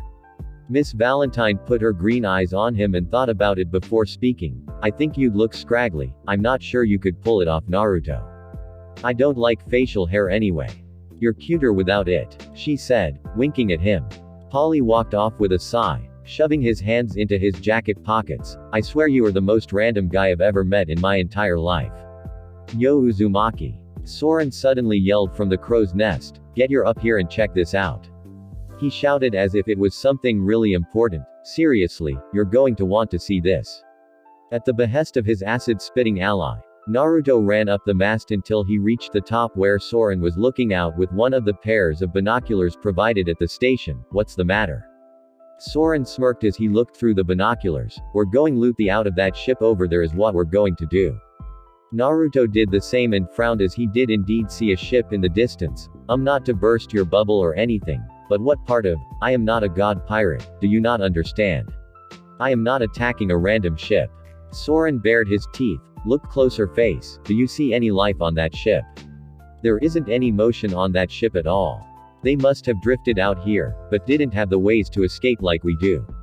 He shook his head in pity. Poor bad guys didn't even get to die in a cool way like in a Sea King attack. If I kick the bucket out here, that's how I want to go. Don't we all? Naruto said in a sarcastic manner. Still, if they could salvage something useful from that ship, then there was no reason to let it all go to waste, and maybe he could at least give them a decent burial at sea if there was even anyone on the ship. Alright, let's do it. He then yelled down the mast at the others. Vivi Heim, turn us 35 degrees starboard and hold that direction. We're going to make a quick detour, not even out of the way. Okay, Naruto. She yelled back to him as she did what had been asked of her.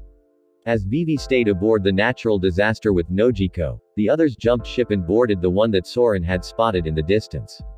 Yosaku walked around the deck, reporting from the hold as he was the first to board. Okay, there isn't anything on this ship worth taking.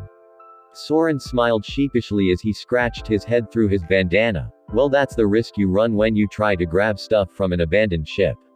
Sometimes somebody already looted it before you got there. He shrugged and planned to jump back onto their ship. No harm, no foul, let's roll. That's the thing. Miss Valentine said as she looked around. It's abandoned.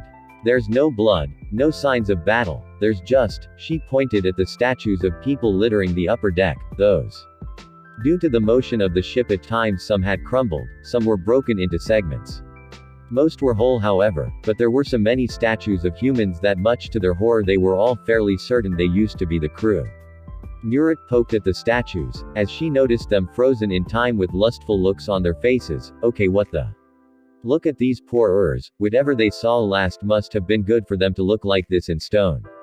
Johnny came back up from the hold after a more through sweep. Bad news, Naruto and Ikki.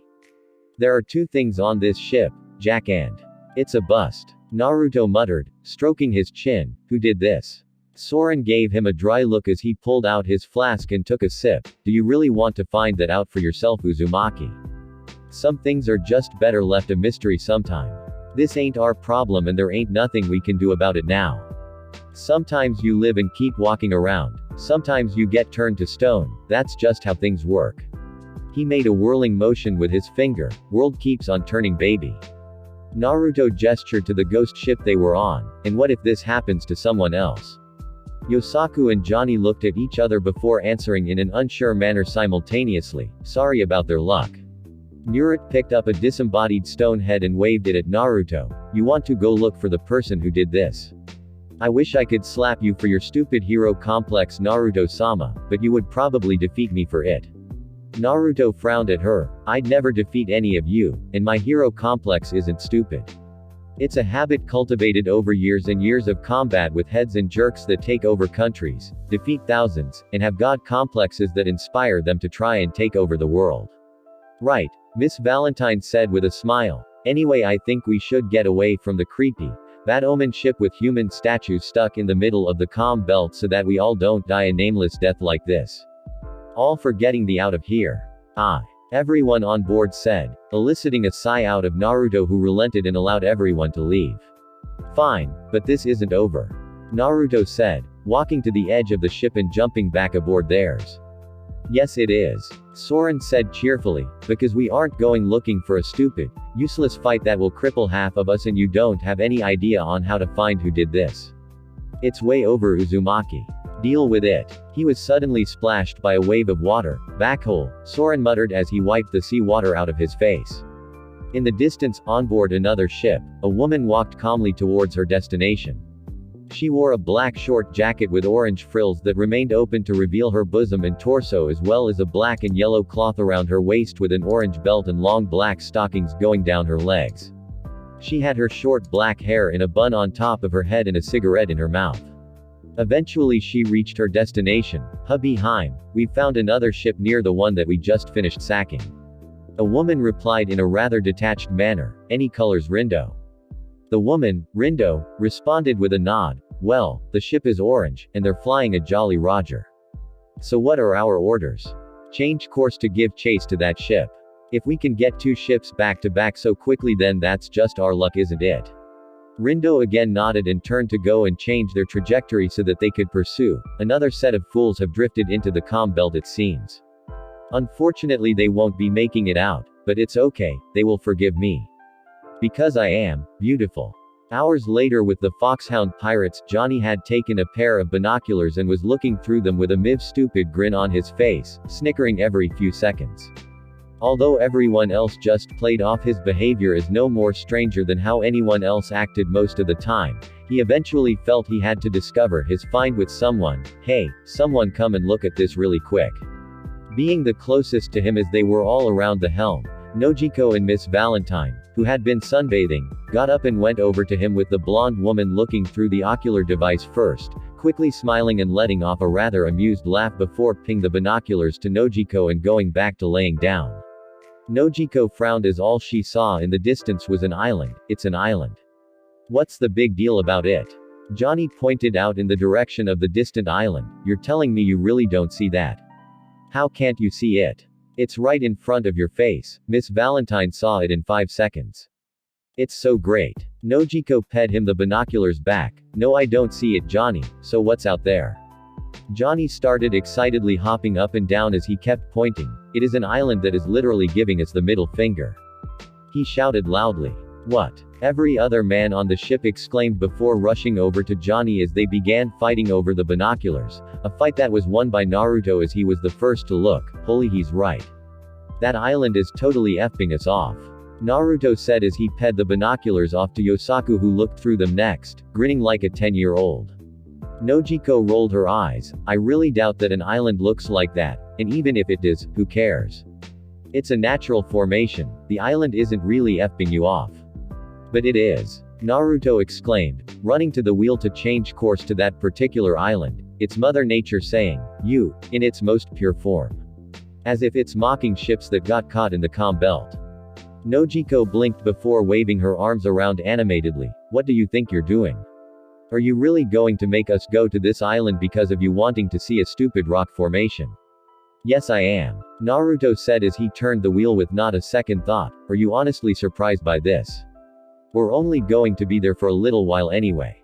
He gestured towards the direction the island was in. That island called me out. I bend nature to my will, not the other way around. I'm going to own that island. What's it called? Nojiko crossed her arms and gave him a stern look that he ignored. How should I know? The Grand Line in general is mostly rumor and speculation. Do you really think I know anything about the stuff that might be in the calm belt?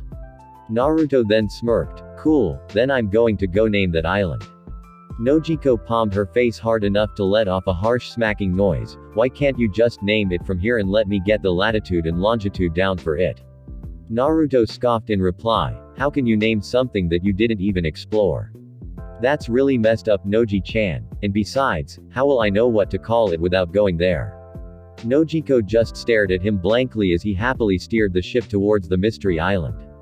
On the new island, oh Kami, look at this place, it's so awesome. Naruto yelled as they all walked further inland from where the ship was on the backside of the island. Once they landed, they found that the outsides of the island was surrounded by trees in a rather wilder setup. The rock formation was exactly what it had appeared to be from a distance, a mountainous hand sticking up in the air giving off the middle finger sign. I've got to climb that thing and put a Haration kunai at the top, let's go. Vivi stared up at the obscenely gesturing land formation rather distastefully. Why? Why not? Soren answered in the captain's place as they walked through the forest. I can see why he'd want to come back here. As far as I can see, it's a really nature-heavy island, untouched by anyone, so this meditating fool would feel right at home here, wouldn't he? Murat had Funkfried out in his elephant form as he carried her on his back, happily looking around at his surroundings. Murat rubbed the sword elephant on top of his head. Funkfried seems to like it too. It's really peaceful here, look. She said as she pointed at a monkey that was sitting in a tree watching them. Soren walked towards the tree that the monkey was in with a smirk on his face. Well, would you look at that? This thing doesn't seem to be scared of us at all. The monkey then proceeded to calmly F Soren off with both hands. What the? You stupid monkey. Soren. Naruto yelled, keeping the man from possibly attempting to defeat the poor creature. It's a monkey. It lives by a mountain with a hand that does that 24/7. Don't you think it would have picked up how to do that itself? Soren growled as he looked between his crew and the monkey. It FPED me off right after I said something. I think it knows what that means, and it's calling me out. Vivi shouted indignantly, "Why is everyone on this crew so crazy? A monkey can't call you out. It's a monkey. It doesn't even know what it's doing. That's just what it wants you to think." Soren yelled, pointing angrily at the monkey that had by now dropped its hands and was looking to leave. "It lures you in with it being a cute, exotic animal, and then bam. It's making all kinds of inside jokes behind your back. It knows. It totally knows. I don't like it." Polly smirked at Soren's anger. "It doesn't like you either, because it just told you to go yourself." As everyone went further into the forest towards the rock formation, they found something quite amusing. Every single animal they saw had the capability, no matter what it was, bird, bear, wolf, it didn't matter. If it had paws, it was able to mimic the gesture of the island's most prolific trait, the hand giving the middle finger.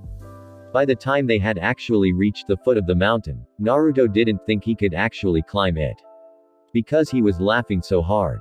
By this time, Naruto was crawling on his hands and knees out of breath, but still laughing his off. "I love this island," he managed to say between bouts of laughter as he pushed himself to his feet against the mountain itself. "Alright, I'm going to go dominate nature. You guys can do whatever you want until I'm done." Polly walked over as well. "I'm going to. Having animals F me off was funny at first, but now it's starting to piss me off."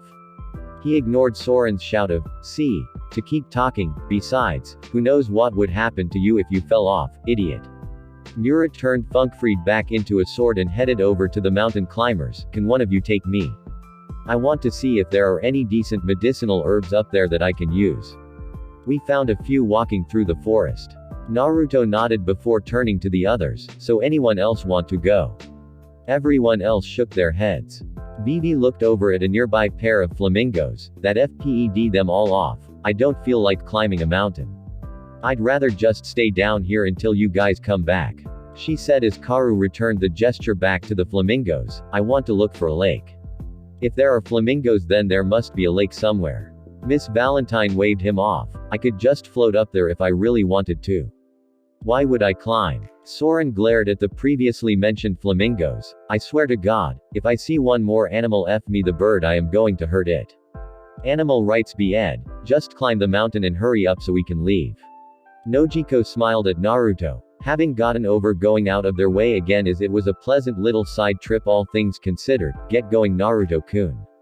We'll all stick around nearby for whenever you finish climbing." Naruto looked over at Polly. "Okay, you heard her. Tie yourself and Murat to me so we can go." Yeah, you bossy bad guy," Polly muttered, rolling his shoulders out before doing as he was told. "Rupuakushan, Moyai Musubi, rope action, Bolan knot." From the sleeves of his jacket swung a pair of ropes, one that wrapped around Naruto's waist, the other around Mirai's. Polly detached the ropes from himself and tied them together around his own waist, keeping them all stuck together. He gave a thumbs up to Naruto. "All good to go." Naruto rubbed his hands together before channeling chakra to his feet and walking directly up the wall, dragging Polly and Murat behind him as he climbed that way. "I'll be back before you know it," he said to the others as Murat and Polly eventually found themselves lifted off of the ground, suspended in the air. "Hold on tight, you guys." Murat started to look fearful as the ground got further and further away. "This rope better not break," she said timidly. Polly didn't seem to care at all and decided to light himself a cigar as he allowed Naruto to drag him to the summit. "These ropes don't break, I've woven them myself." He took a puff and enjoyed the ride. "It's fine, just calm down. Hey Uzumaki, easy does it, yeah?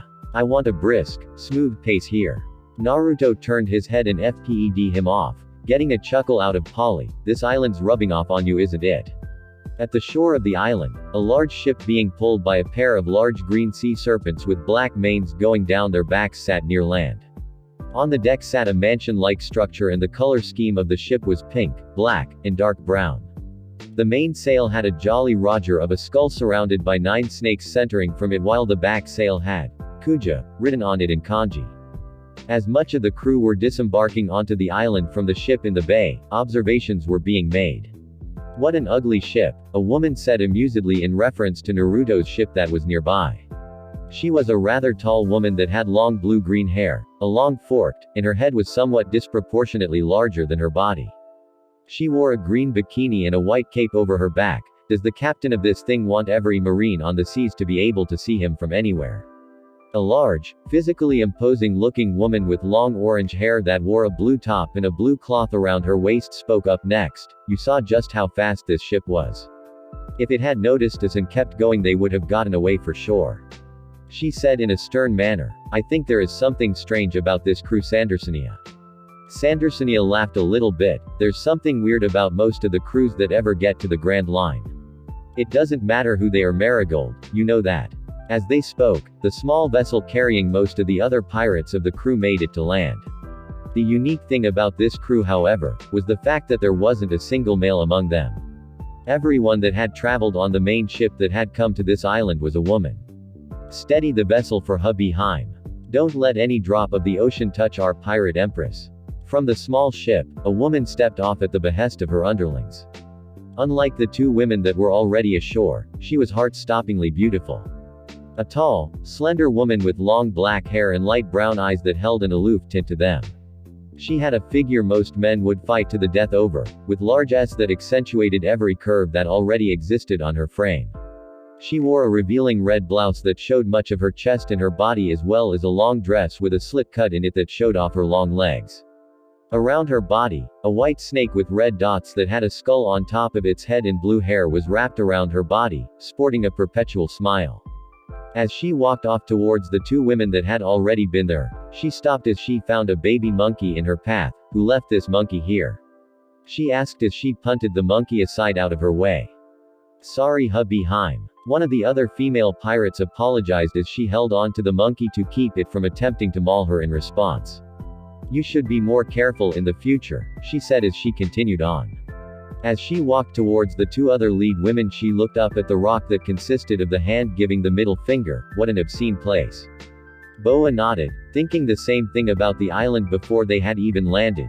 We'll find the crew that left their ship here so that we can dispose of them lest they attempt something while we take their things. Sandersonia and Marigold fell into step with their beautiful apparent leader as Sandersonia took this moment to speak. So how many do you think there are? She asked. Marigold smirked at her question. You're asking like that matters. We're the Kuja pirates, led by Pirate Empress, Boa Han. Do you really think a ragtag group of pirates are going to be worth anything here? With Naruto, I rule this mountain with an iron fist. Naruto shouted, echoing through the empty air as he continued to climb upwards by way of walking. He tried to run, but he kept smashing Polly and Murat against the cliffside whenever he did, so they both berated him to walk like he had been before. Are we there yet? Murat said, checking over her nails out of boredom. The novel terror of constantly ascending the side of a sheer cliff left her not too long after they left the ground. Thus from this point she was more bored than anything else. I wonder if I'm getting used to this kind of thing. God, I hope not. She was hoping that once they got higher she would find something worth taking in a medical view of things. I think my legs are falling asleep. Then kick them. Naruto replied, keeping his steady walking pace. You're supposed to be a doctor, shouldn't you know to move them for blood flow? Shut up. Murat replied, I knew that. She exclaimed before a loud snore broke through their conversation. How can Polly sleep right now? She asked about the man hanging above her by his waist, snoozing away. You want me to wake him up? Naruto asked her with a raised eyebrow. I can always start running again. I'd rather you didn't. Murat said with a sweat drop. Cheer up. Naruto told her. We ped the knuckles and now we're climbing the single finger. We're almost to the top. He yelled again at the top of his lungs. Echo. Naruto shouted just to hear his own voice reverberate out over the middle of nowhere.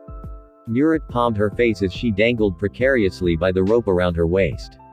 With the Foxhound pirates, it hadn't taken long after Naruto, Murat, and Polly had departed up the mountain for Vivi to find the lake she had been looking for, not far from the foot of the mountain back through the forest.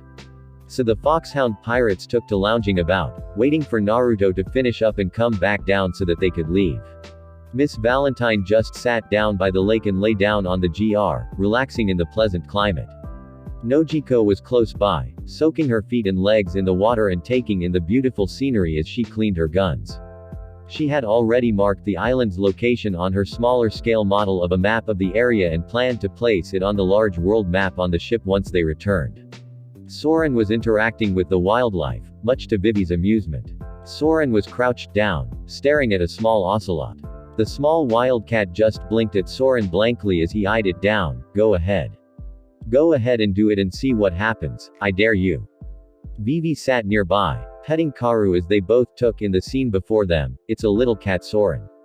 How would it even pull it off?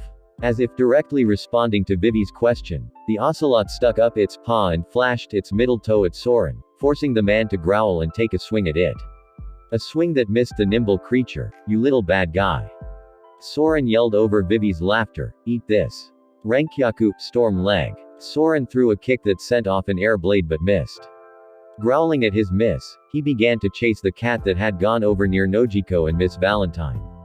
Once he began to disrupt the girls in his pursuit of the animal, Miss Valentine grabbed a hold of his leg, holding him in place. Kilo Henkin kilogram conversion. She said disinterestedly as Soren found his body weighing him down more than enough to let the ocelot get away. He stopped trying to chase after it and stomped over to Miss Valentine, who smiled at him innocently as she grabbed his leg again and turned off the effect of her technique. I wasn't going to hurt it. I was just going to teach it a lesson. Sure you were. Nojiko said in a deadpan voice, showing just how much she knew he was lying. From the water, Johnny and Yosaku emerged, shirts off with their weapons attached to them. Johnny smirking while Yosaku glared at him. You think you're better than me. Well, judging from the fact that I touched the bottom of the lake and was able to stay down there longer than you, yes I am. Johnny taunted. Even with that anchor on your back you still couldn't stay down there longer. Rematch. Yosaku suggested. Loser sharpens the winner's sword. Johnny confirmed as they both dove back down under the water to renew their challenge. Vivi and Karu walked around the lakeside, content with the lazy feeling of the day's events. She honestly loved being a part of the crew. All of the places she had seen, all of the weird situations she had found herself in. She almost wouldn't have believed she could do it if she hadn't lived through it all. They didn't baby her or treat her like royalty either, they just treated her like a normal girl. She had first felt that way with the Straw Hat Pirates, but Vivi could now honestly say that she felt like the Foxhound Pirates were akin to family.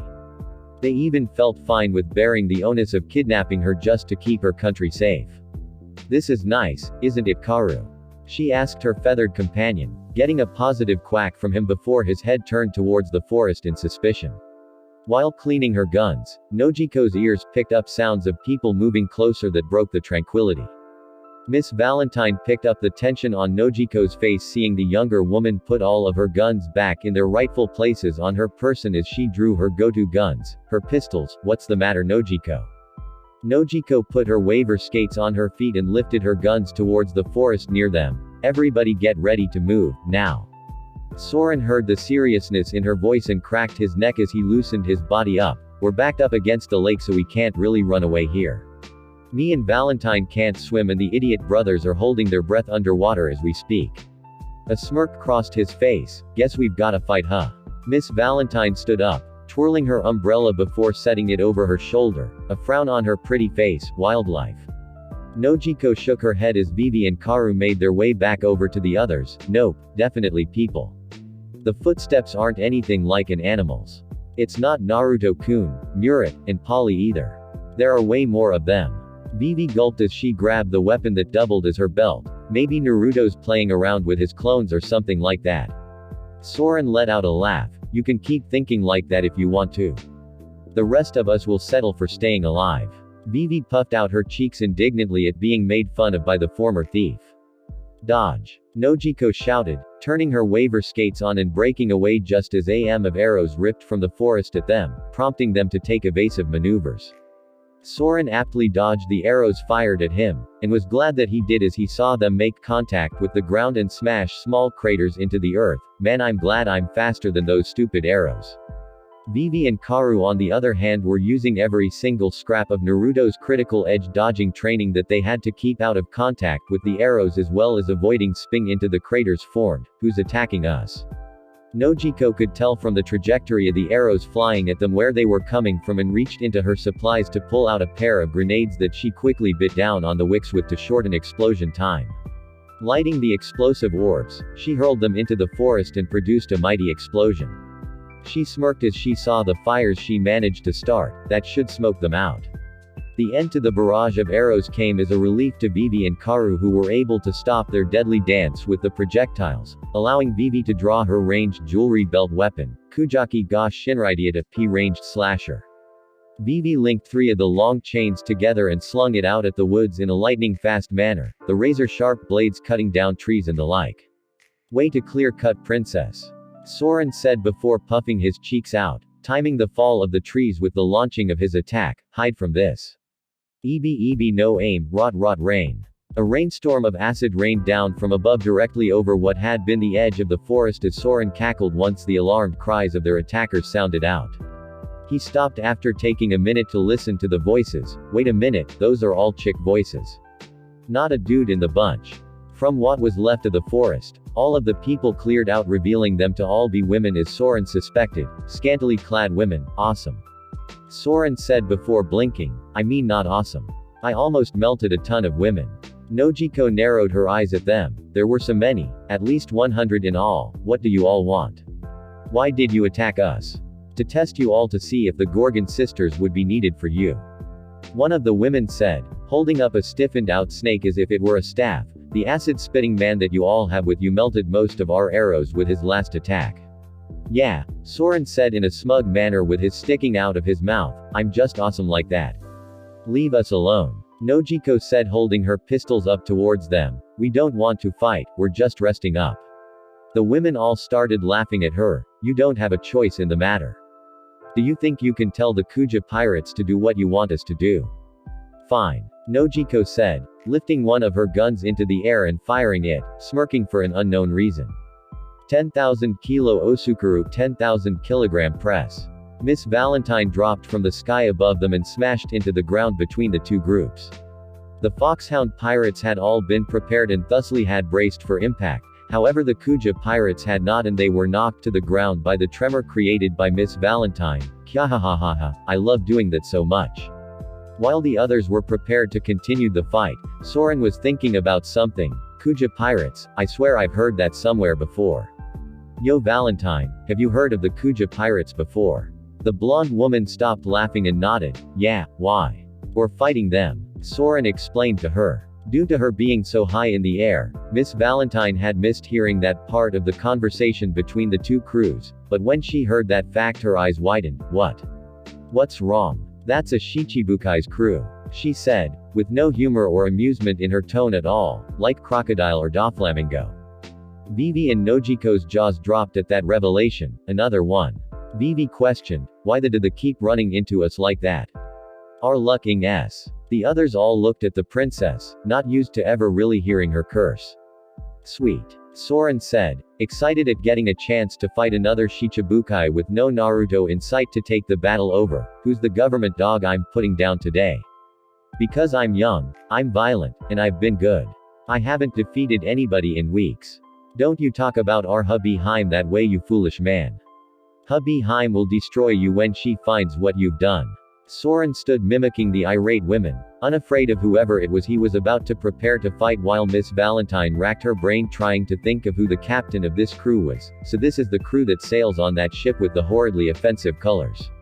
The entire crew seemed to cheer at the sound of the rather aristocratic sounding voice as they cleared a path. Hubby Haim. Yes, finish them off. You're so beautiful. The most gorgeous woman in the world. Pirate Empress, Boa Han. And once they all got a glimpse of her, the Foxhound pirates had to agree. Nojiko and Miss Valentine felt rather jealous of her good looks, as she seemed to be far more attractive than they were. It almost wasn't fair. As weird as it was, they were strangely attracted to her, and they could never let Naruto know that they had that kind of inclination of attraction towards other women as well, because he would never let it die. Vivi was moved by how noble she looked. If she was a real princess, she wished that she could move with such a gait one day. Soren on the other hand stood with his jaw almost hitting the ground. So wow. It's not even funny. He said in an awestruck manner. This is the Shichibukai I said I was going to beat up.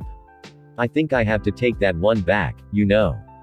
Han stood, flanked by Sandersonia and Marigold, as she looked at the Foxhound pirates and the looks in their eyes that she found familiar. Everyone that had ever seen her had looked at her much the way that they all had. You all find me to be beautiful, don't you? Soren nodded furiously. That's like asking me if this island FPED is off. Yes. Why are you telling us obvious stuff? Oh, no reason, she said with a small smile as she formed a heart shape with her hands and aimed at them all. All of the crew members were aware of how important the placement of one's hands were for attacks, having spent enough time around Naruto to know how dangerous his hand seals were. Nojiko turned on her waiver skates to move and Miss Valentine extended her umbrella to float away while Vivi hopped on Karu to retreat away. But it was too late, Mero Mero Mellow falling down drunk sweet wind. A beam in the shape of hearts came from her hands that expanded and caught everyone in its radius with the exception of Soren who hit the deck and used his powers to melt a hole into the ground and avoid being hit with it. The other crew members that were hit with the beam were turned to stone, freezing them in place. Miss Valentine never even got off of the ground to attempt to fly. Nojiko's skates deactivated and she landed back on her feet. Vivi was frozen as she sat on Karu, who was also frozen. Marigold looked at the hole in the ground that Soren had carved out with narrowed eyes. He managed to avoid her dear sister's attack. Han said dismissively, it doesn't matter. One useless coward of a man running away from my beauty and strength doesn't matter. Sandersonia smirked. He's not planning a counterattack as far as I can see. He really must have run away. At that moment from the lake, Johnny and Yosaku emerged with the latter carrying the former to shore before dropping him and stepping on his stomach. Breathe you idiot, breathe. Yosaku said in a breathless manner as Johnny spat up water like a spigot, you shouldn't have made me punch you in the stomach stupid. He yelled at him, ignoring the others before them. Johnny's head snapped up and he jumped to his feet, kicking Yosaku and driving his foot far into his stomach. That doesn't count as your win hole. You were about to crack, 10 minutes is your limit. You went out like a cheater. Ignoring the Kuja pirates, the two got into each other's faces and shouted, there weren't any rules. Yosaku yelled. Johnny gripped the hilt of his sword at his waist, let's settle this. Yosaku quickly brandished Kubikiraboucho in response, anytime you're ready little man. They both jumped back and faced off from each other, preparing to fight until they finally noticed the audience they had for their friendly little scrap. Whoa. Both of them said with wide eyes once they saw the Kuja pirates. Johnny took off his sunglasses for a moment to make sure what he was seeing was real. Once he confirmed it was indeed real he placed them back on and grinned, well oh there. Yosaku followed his lead and put his sword up. Han just looked at them and slowly raised her hands up in her heart shape again. Mero Mero Mellow falling down drunk sweet wind. And just like that, they were turned to stone. With that done, Han turned on her heel and walked away back towards her ship. Take those men. We can find use for them and then dispose of them. She said without much care over the matter with the exception of the distaste she said. Them. With, referring to Johnny and Yosaku. With Naruto finally reached the summit of the mountain and threw his hands in the air in victory. Yes. Yes. Oh Kami yes. He exclaimed. Who's the man? He waited for his echo to dissipate. I'm the man. He finished, exclamating his point by stabbing a Horatian kunai directly into the rock. Murit was happily collecting the herbs that she found in what would have been the fingernail of the middle finger. Yes, yes Naruto-sama, you're the man.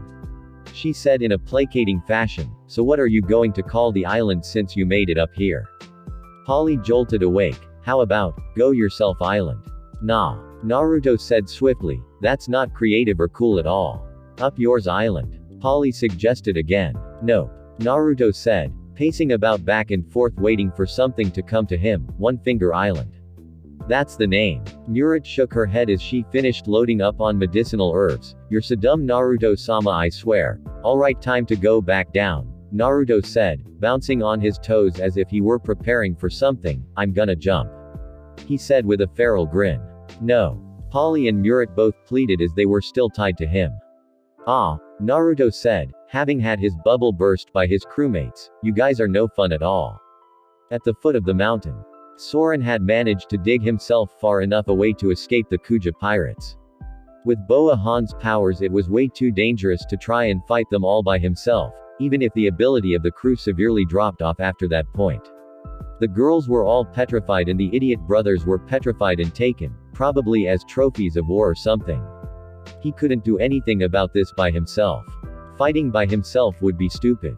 He was pacing around impatiently, looking up and waiting for Naruto to get back down with the others. Climbing up would take longer than just waiting for him to finish climbing and drop back down, and there was a chance he would miss him on the way up. Come on Uzumaki, get your down here, this isn't a good time to around. Johnny and Yosaku found themselves in a daze as they had just been depetrified and swiftly tied up, their weapons taken away from them. Johnny was the first to recover as he glared at the Kuja pirates aboard their ship. What do you all think you're going to do to us? He growled out. All he knew was that they had better not sleep on them or else they'd break out and tear that ship down around them. The two swordsmen were not to be ed with, in their own minds anyway. Yosaku felt much the same way, in disbelief and anger that they had been captured. We're not going to cooperate with anything you guys say. He smirked darkly. We're Thai prisoners, we're sorry to say. All of the women just stared down at them. We're not going to do anything to you. Only a few of us are actually in need of anything from you. Johnny growled lowly. You think you're going to get anything from us? It'll be a cold day in. One of the women shook her head. You don't get a choice in the matter. You're going to sire the offspring of a select few women of Amazon Lily whether you like it or not. The two swordsmen quickly put an end to their pseudo-tough guy prisoner act once their brains registered the words, sire, and offspring. They looked at each other before turning back towards the Kuja pirates and disputing their fate vehemently. Yeah right.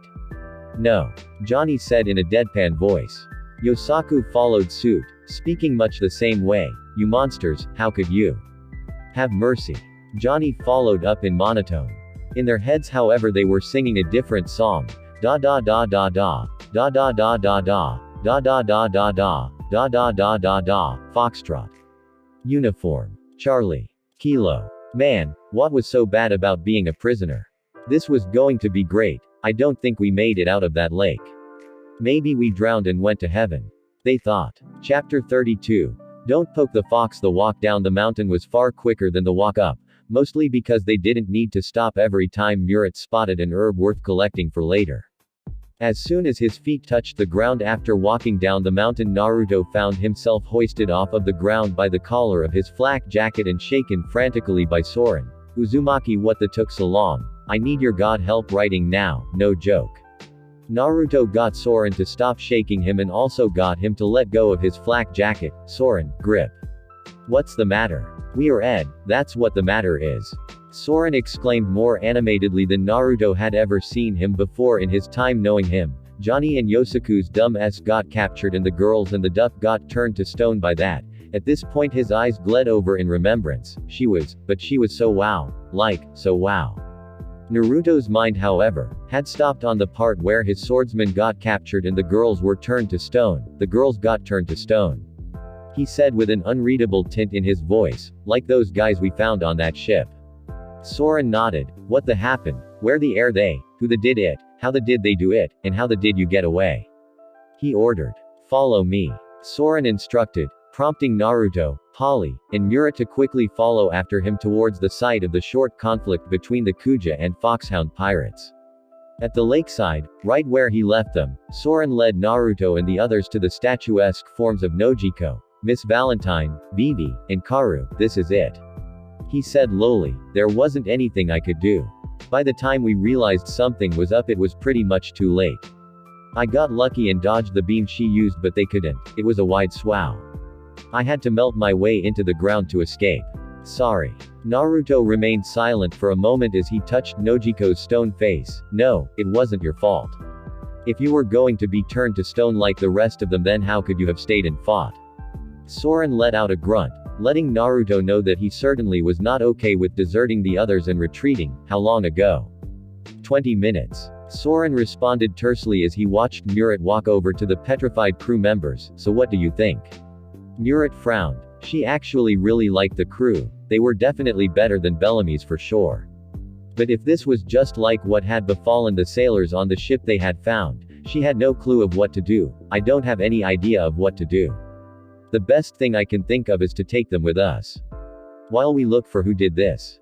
Naruto finished for her, a growl in his voice, so I can beat the out of them.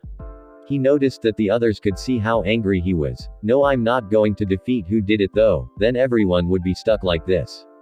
I'm going to make sure they live so they can turn them all back, and if they hurt Johnny or Yosaku then they're going to pay double. he said as he made clones to carefully lift the statues to carry back to the ship. He himself took on the task of carrying Nojiko's himself. Then let's go.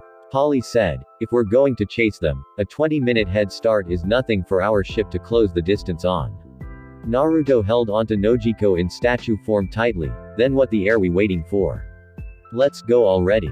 He muttered rather darkly in a manner that sent a shiver down Mirei's spine. Naruto-sama seems, perturbed.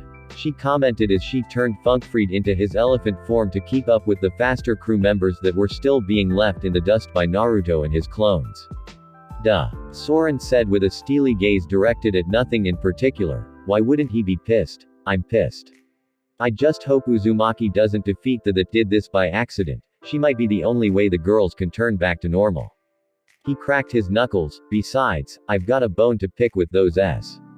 Kuja Pirates' main ship Johnny and Yosaku were both still totally tied up, their arms and legs bound to four corners of a bed as they lay there in their boxers. Oi. Johnny said, speaking up loudly to the multiple women in the room, can you take one of us to a different room? If this is going to happen, having it happen while I'm in the same room as him would mess with my stroke. He said, nudging his head towards Yosaku. Agreed. Yosaku said before mustering up some fake anger, you evil women. How could you do this to us? We're people, not cattle.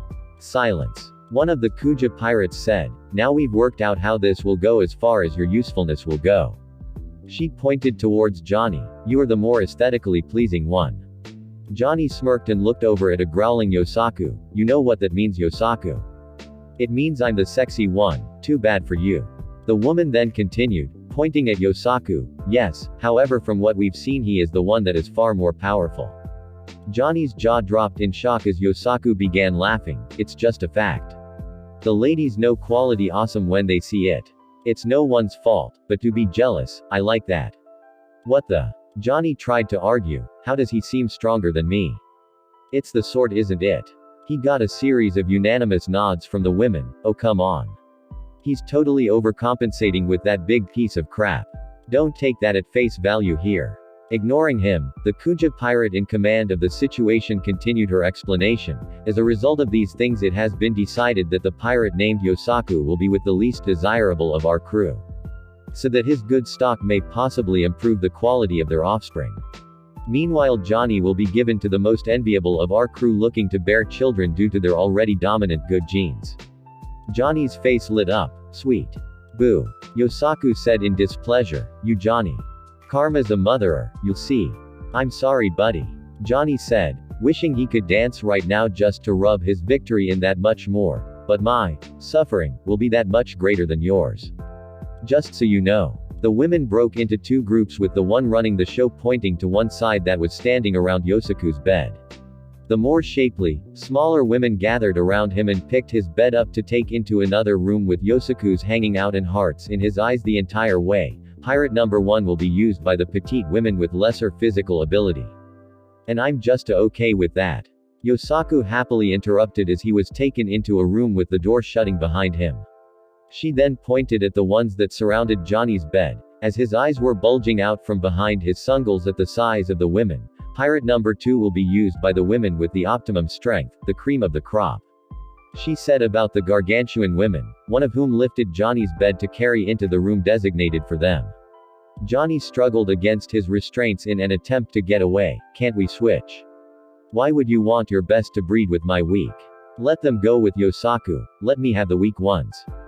Please. Please. Can't we just cuddle? He let out one last scream as his door closed. No. Naruto Aniki save me. Be a good wingman Johnny, you Yosaku. No thanks, I've got women willing to do that for me.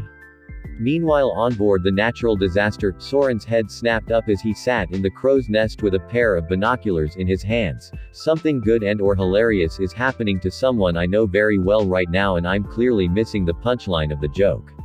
This day just keeps getting worse and worse. Soren. The man in question looked down from his roost at Naruto who was sitting under the tree-like mast that Soren was at the top of. How close are we? Give me a timetable of us catching up. Soren held up one open hand. 5 minutes Uzumaki. In 5 minutes we'll be there. When we actually do get there, what's the plan? Naruto replied in a robotic monotone. Get on board their ship. Beat their ass unmercifully until we find who petrified the girls. Make them turn them back. Get Johnny and Yosaku. Leave, and maybe blow up their ship on the way out. Right. Soren said with a sweat drop before pointing down. Not that Naruto could see it from his angle. By the way, when this all goes down, you're the one fighting Boa Han. I'd rather not risk my neck with getting petrified if I can help it, especially after dodging that bullet the first time. That's what I wanted anyway. Naruto said, agreeing to the terms of engagement. Can you take whoever else we'll fight? Soren grinned fairly. I can certainly try, can't I? There's no way I'm running away twice in one day. His grin dropped when he thought of something else. What about the others? Murat is no fighter and we don't have a clue about what Polly can do other than the little scrum you had out with him back in Water 7. Naruto thought about Soren's words before letting off a shrug. This is what we've got. They're not attacking anyway. We are, or should I say I am. You're getting the idiot brothers out all sneaky like while I'm running amok looking for that Han woman. His eyes angrily furred gold for a second, then I'm going to force her to turn my girls back. Good luck with that, Soren said honestly. Unless Naruto utterly abused his Hiraishin the way he had planned to against Aokiji, then he would eventually get turned to stone. The beam Han used was very encompassing of space, but Naruto was probably wily enough to find some way to overcome it. If that's what you want, Uzumaki, you've got it. Inside, Murat had the statues of the girls and Karu all safely held in her medical bay area attached to her room.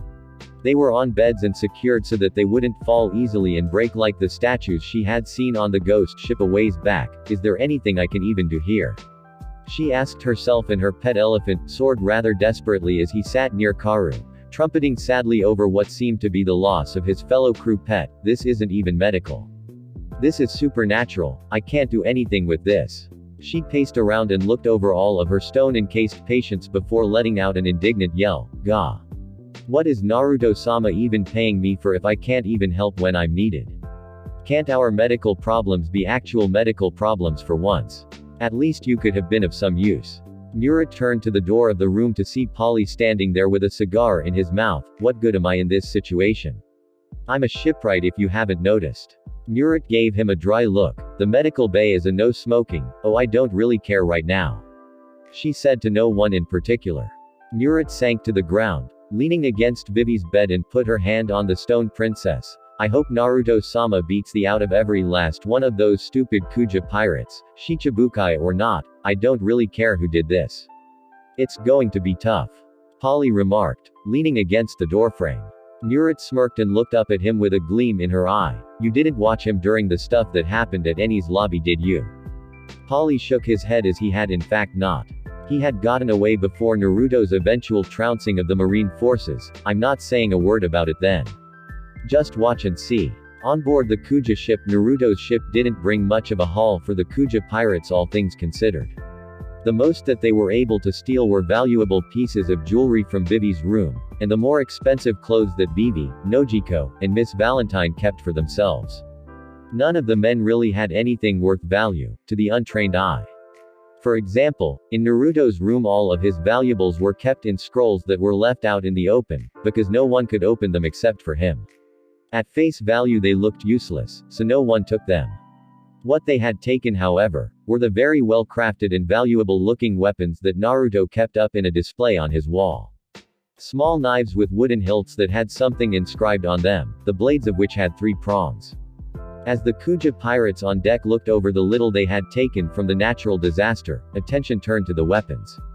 The weapons there happened to be Kubikiraboucho, which all of them found difficult to even begin to try and wield, the Kusanagi no Tsurugi that seemed like regular ornate sword to them, and the weird knives that garnered the most speculation from the women. How does anyone even use these things in battle?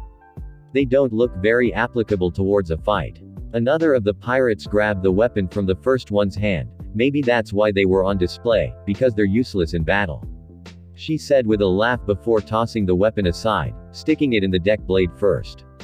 Finally, everyone's head turned towards the knife that had just been thrown to see a veritable small squad of 5 blonde men, all looking exactly the same, standing there with serious looks on their faces. I wondered when one of you idiots would throw one so I could make sure you actually took my entire batch of Hiraishin kunai. You're what? One on the female pirates asked before the group that had been hoarding around their ill-gotten goods found themselves all knocked away by a single Naruto who appeared in the middle of them, standing over all of his remaining kunai. Naruto calmly bent down and picked up all of his kunai, sticking them inside of the pockets of his flak jacket that had been set with the same pocket seals that his sage coat possessed. Now I'll ask you all nicely one time. I want you to bring me Boa Han so she can turn my crew back to normal, and I want the crew members that you guys took. Give 'em up now and I'll be nice, don't give 'em up and I'll just take 'em. Laughter erupted from all of the women on deck. Who do you think you are? I'm glad you asked, Naruto said as his clones sprang into action and began taking on the crew members that thought it was smart to laugh instead of pay attention to a potential threat. Naruto's 4 clones had more than enough chakra between them to make clones of their own that matched the numbers of the Kuja pirates and then some. I'm Uzumaki Naruto, and you're not getting a full introduction from me when you're not even going to be conscious long enough for it to sink in. How dare you? One of the larger female pirates swung their snake weapon at him like a club only for Naruto to deliver a punch to her stomach that sent her flying back into the mansion-like construct built on the deck of the ship to house the more elite crew members. How dare I? Naruto asked with his fist still outstretched from the punch. His clones were definitely doing some damage to the crew, but dispelling after only one hit was problematic when his goal was to leave them alive to find the person that petrified his girls. Still, the authoritative show of physical force done by his punch stopped the fighting females in their tracks as he continued to speak. You should be asking your own selves that question. What the were all of you thinking, attacking and turning my precious people to stone for no reason? I would defeat you right now if I didn't need you alive to unfreeze them. He shouted, radiating nothing but pure anger from his person. Naruto's clones all shared his sentiment from the stern looks on their faces, though on a lesser scale, as they dispelled to have Naruto save his chakra for his own battle, seeing as how he could take more than one hit and they couldn't. With only one target to take aim at, the Kuja pirates turned their snake weapons into bows and all pointed their arrows at Naruto, who shut his eyes as he felt his clones leave him. You've come to the wrong place to try and give orders, fool. Naruto shook his head as an orange pigment appeared around his eyes, signifying him entering sage mode by standing still for as long as he had been. They opened back up to reveal the Rinnegan out and about as he extended his hands and spoke the name of his jutsu, Shinra Tensai, heavenly subjugation of the omnipresent god. Before they could fire their arrows at him, Naruto knocked them all away with an unseen force before lifting one hand towards one of the women that he sent flying away. 5, 4, 3, 2, 1, Bansho Tenon, heavenly attraction of all creation. A woman of average size flew into Naruto's grip as he held her by her collar. She tried to draw another arrow to attack him, only for him to snatch the snake weapon from her with his free hand and throw it overboard before it could bite him. The woman found herself unnerved once she looked into his strangely patterned and felt paralyzed under his demanding gaze. What do you want with me? Name. Naruto ordered, getting nothing but nervous quivering from her until he gave her a shake. Name or I'll just take it from you, and that's the last thing you want. Ran. The woman said, my name is Ran. She saw a frown cross his face that scared her as to her fate. What are you going to do? Nothing, since you're not Boa Han. Naruto said informatively, noticing Ran's eyes widen at something, and that something wasn't anything that he had done, it was behind him. Avoiding something that would have smashed him into the deck, Naruto jumped out of the way and turned, still holding onto Ran, to stare down his attacker, Boa Han. He asked hopefully as he looked at the woman that stood a full body taller than him, only for her to shake her head at him. Not Boa Han, then I don't really want to deal with you. It's true that I'm not my sister. Naruto's ears perked up at hearing that the new arrival to the battle was Han's sister. I am Boa Sandersonia, and there's no reason for my sister to have to personally handle a suicidal man like you that thinks he can attack the Kuja pirates and live. Naruto held Ran up to eye level and looked at her. Well, the good news is I'm going to stop scaring the out of you now. I have a better hostage to pick with, unless you still want to fight too. He asked with a dangerous tint to his voice as he looked around at the slowly recovering Kuja pirates he and his clones had beaten back. I'm in a really bad mood right now and I might just defeat you. He began emitting pure defeating intent as the women could nearly see him tearing their ship asunder and ing it underneath the ocean in a mid-whirlpool in their minds. What is this feeling? Sandersonia thought, at first attributing it to the rarest of the 3 existing haki out there, but it seemed full of a more specific purpose, not based on his will, but on his intentions, and it only seemed heightened by the power he was radiating. The Kuja pirates backed away even further from Naruto than before. Some dropped to their knees as if they were being strangled, others dropped their weapons, and an unlucky set of them even fainted from the pressure they felt like they were under. Unaware, or uncaring of the effect he was having on the women far weaker than him, Naruto unceremoniously tossed the now unconscious Ran aside and dropped into a fighting stance directed at Sandersonia. The bad news is that I'm going to kick your until your sister gets out here and makes everything right. I'd love to see you try. Sandersonia said, getting her swagger back as her already tall body turned into a green human-snake hybrid, her body lengthening immensely as well, taking on the form of part anaconda. How do you like this? She asked in amusement as her body had already begun to trap Naruto, cutting off parts of his area to move about.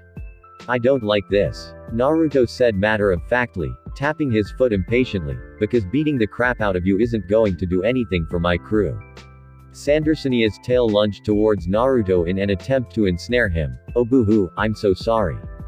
Let me give you a hug to make you feel better.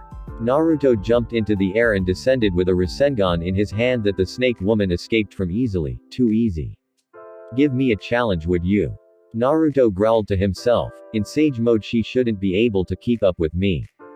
Kami knows she's not faster than me. She's just hard to anticipate and scout with that body of hers. He observed as he kept missing his kicks and punches that he swore were coming right for her head. Even when he started attacking at her body itself he couldn't land a hit. Even the Kawazu Kumite frog Kata backlash didn't hit her, as if she could see it before he threw it. Just like it, she can do the hockey thing that Noji-chan can do, can't she? Just face it, it's over.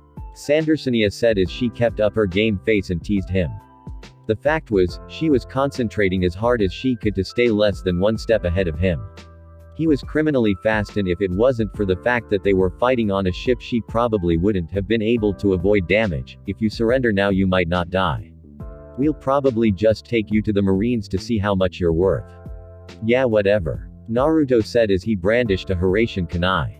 It wasn't like he didn't know how to overwhelm people with that particular haki. Nojiko complained about her weakness with it all the time. When someone moved faster than she could keep up with, there was nothing she could do. He threw the kunai, missing her head by inches before disappearing in a yellow flash. What? Sandersonia said as she felt something grab the end of her tail tightly in an iron-like grip. She felt herself lifted from the ground and swung around before she was let go of and thrown into the water. No. I can't. She tried to shout before she landed into the water with a splash. Naruto rolled his eyes as he heard the women that he hadn't knocked out exclaim about how he had thrown one of their beloved sisters into the ocean, unsealing Samahata and throwing it overboard into the ocean after his own chakra into it to allow it to grow. Go fetch for me Samahata, just under the water. GGGGGG, Samahata is not a dog. The sentient sword communicated as it went under the surface of the water after Sandersonia. Naruto waited until he heard a splash and jumped into the air, running up the side of one of the masts on the ship as Sandersonia was thrown up over the deck of the ship, now turned back to normal. Samahata swam from the water like a missile and while in the air batted Sandersonia at Naruto, who jumped off of the mast at her with his right arm drawn back, an aura of chakra taking on the form of a fox, Rariato, lariat. And as Naruto's arm hit Sandersonia, they went flying into the wall of the mansion that had been built on the deck, destroying a portion of the wall. After picking the wreckage out of his hair and dusting off his clothes, Naruto looked down at an unconscious Sandersonia as he heard the Kuja pirates outside call out in alarm that he had just defeated her. Naruto walked to the hole he made in the wall and yelled out, "Samahata, stand guard, would you? Nobody gets in here until I come out." And just like that, the sword jetted to the front of the mansion, with the toothy mouth at the top of it growling threateningly at any pirate that was in half enough condition to fight. Inside the Kuja pirate's ship. When Naruto used Hiraishin to make his way over, he grabbed Soren and threw him away from him, using his clones as cover. Getting what he was meant to do, Soren went down to the hold intending to find and leave with Johnny and Yosaku. Now if I were a pair of idiots in statue form, where would I be? I don't know why these chicks decided to take these guys as spoils of war. The inside of the Kuja ship was well lit and rather ornate, with the light colors of the walls showing their femininity despite the fact that Soren knew they weren't weak. No way they were if they were on the Grand Line. It couldn't have just been the Boa Han woman that made the crew so good. As he pondered this, he heard heavier footsteps than his own walking towards him, bringing him to a stop as he looked around. Nowhere to hide in this corridor. Not without making it obvious that I'm here. And Uzumaki is probably tearing up topside. Sighing, resigning himself to his fate to probably have to fight, he set himself in a fighting stance and cracked his neck loudly. Around the corner at the end of the corridor came the larger, more muscular woman that had been with Boa Han, and Soren inwardly swore, it couldn't have been a crony. Someone I could have taken hostage. No, it had to be one of the stronger ones that don't need those stupid bows with the hockey arrows to fight. Ah, fine. It isn't Han herself or I'd be in legit trouble. At least this is a fight I've got a better swag of winning. With this in mind, Soren spoke up. Hey, you guys took a pair of guys that might have had swords on them. One's stupid, wears sungles, has a tattoo on his face, and has a really poor disposition. The other is really stupid, wears stupid headgear, and swears up and down that he's awesome. Can you just take me to them so I can leave? We need those men to propagate our tribe. Then we will dispose of them once it has been confirmed that they've given offspring to the women intending to carry. Marigold just gave him a serious look as she brandished her large halberd, axe weapon from her back. I could defeat you or beat you until that's what you think happened though. Would that work for you? Not really. Soren said, now fully prepared to fight. The woman was twice his height and width, thus blocking him from taking any way around her except for through her to progress through the corridor. He hated fighting in places with little space to move, but there was no choice here. He had no angles to use for getting a blind spot swat at her. Melting through the walls would not really have helped him here in that regard. It was heads up fighting, or he might as well got back up to the deck and asked Naruto for help. Yeah right, as if he would ever live that down, and as if he would ever ask his dumb captain for help in the first place. Yeah, that I'm pissed, let's fight. You're a vulgar one, aren't you? Marigold said as her body started to transform, turning herself into a snake-human hybrid the way Sandersonia did, only yellow in color instead of green.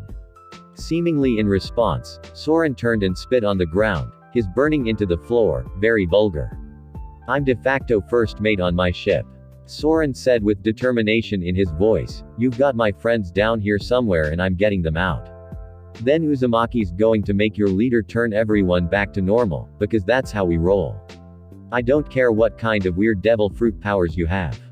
Marigold narrowed her eyes at him. He had to die here before he started saying that around their crew.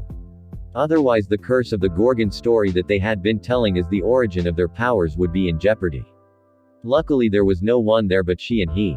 She'd make this quick, you won't get away twice.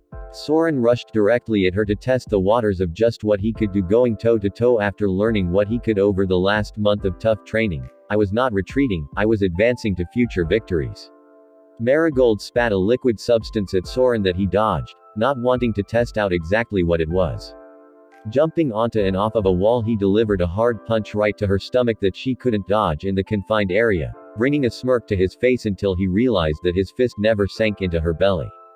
Soren blinked and looked up, only to find that Marigold was smirking down at him. That tickled. The end of her tail appeared over her shoulder, aimed like a spear, hubby boat snake stick. Soren backstepped the out of dodge, using Soru for good measure as the tail of Marigold stabbed into the floor. Soren looked at his fist before glaring at Marigold. Let me guess, it's hockey again, isn't it? He wasn't really asking, he already knew. Fine, if Yosaku could bust a vice admiral's hockey with his big sword, then I can do it after all of the bull I've been putting my body through. Feel free to try. Marigold said before spitting her substance at Soren again, only for him to spit his own acid in response that overpowered hers. Wait for it. She said as she let the acid hit her skin. After a small amount of sizzling, it dissipated to show nothing more than a slight amount of burning done, which didn't matter as her skin was easily shed anyway in that form. Soren chuckled, though it was more out of him having nerves than anything else. Guess I've got to go a little harder to win, don't I? He began dealing off multiple kicks that formed air blades heading towards Marigold. Renkyaku, storm leg. As the attacks bounced off of her body, Marigold laughed. Do you want to surrender now, or are you going to keep trying to make me laugh? Right now I'd rather make you cry. He shouted as he ran forward. If nothing short of major acid damage that might destroy the entire interior of the ship would beat her, then he would have to use his good old hands and feet all the way. You'd better use that stupid weapon of yours this time instead of just holding it and trying to belittle me.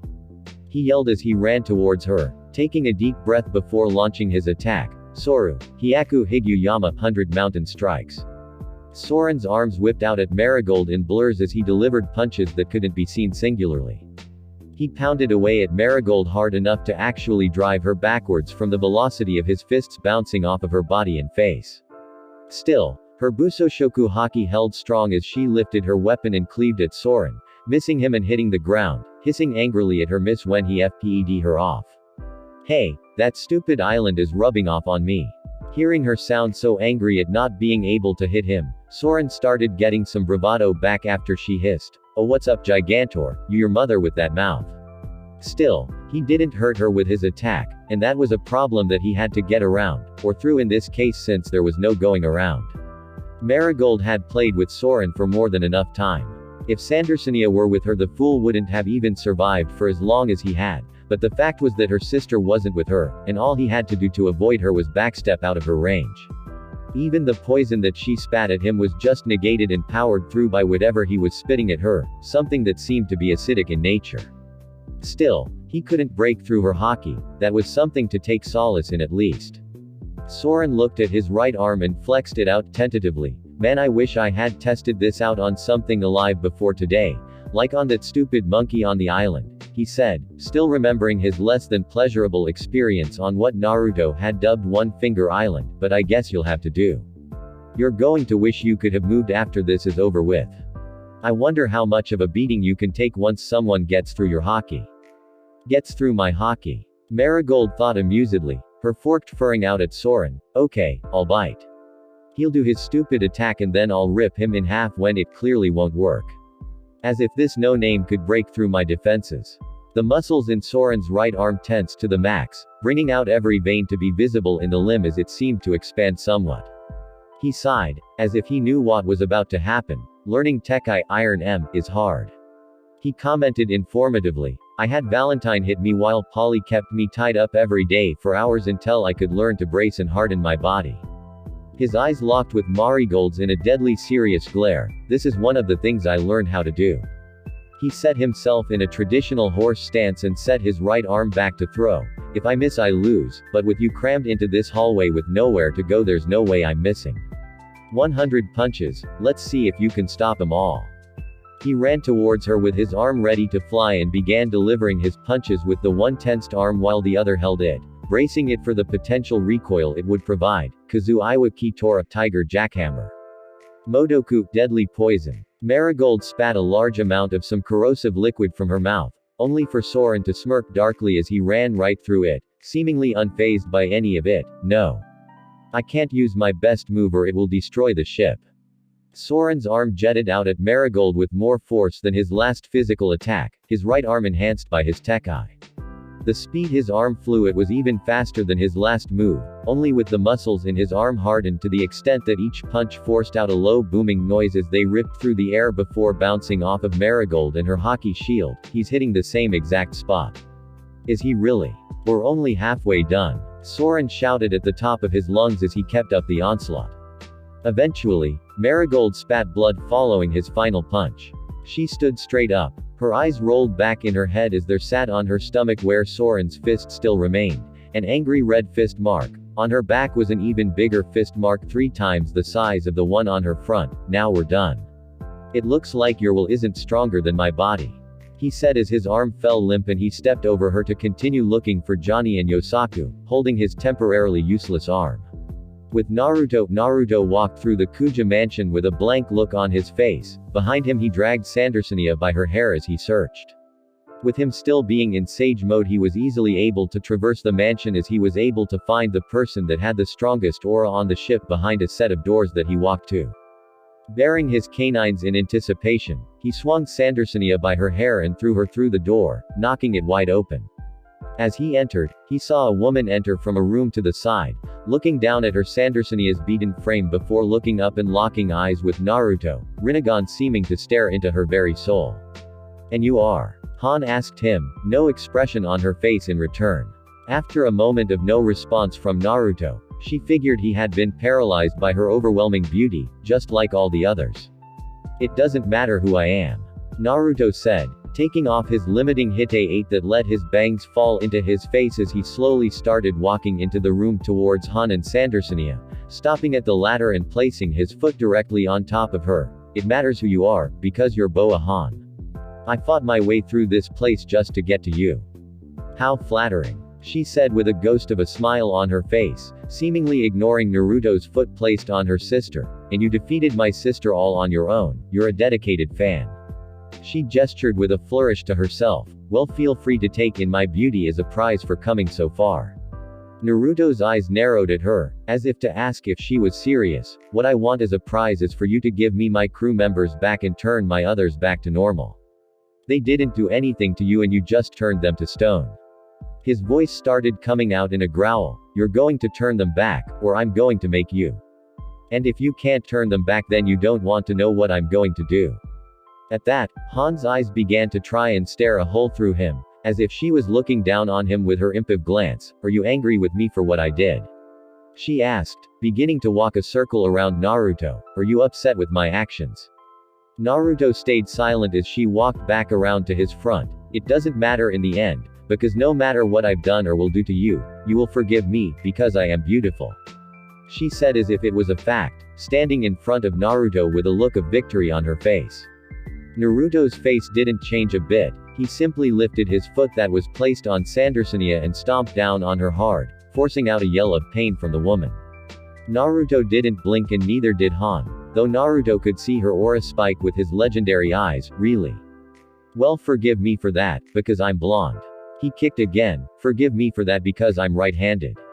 Each kick he delivered her could see Han getting angrier. Lifting his leg one more time to deliver his point once and for all, he didn't let up. Forgive me for this because I'm enough. Han finally shouted at him as her large snake weapon flew from the back room she came from, heading directly for Naruto to take a bite out of him. Naruto backped away to avoid the attack and stood crouched down, glaring at Han as the snake wrapped around her in a protective manner. You think I would let a despicable man like you lay a hand on my sister and I would just let you do as you please? Naruto sneered at her before responding in a biting, sarcastic way. No, because she's your sister, someone precious to you, right? So why do you think I'd let you do what you want just because you're supposed to be beautiful? What kind of fool would forgive you just because of that? You can think about that while you're stone like your friends.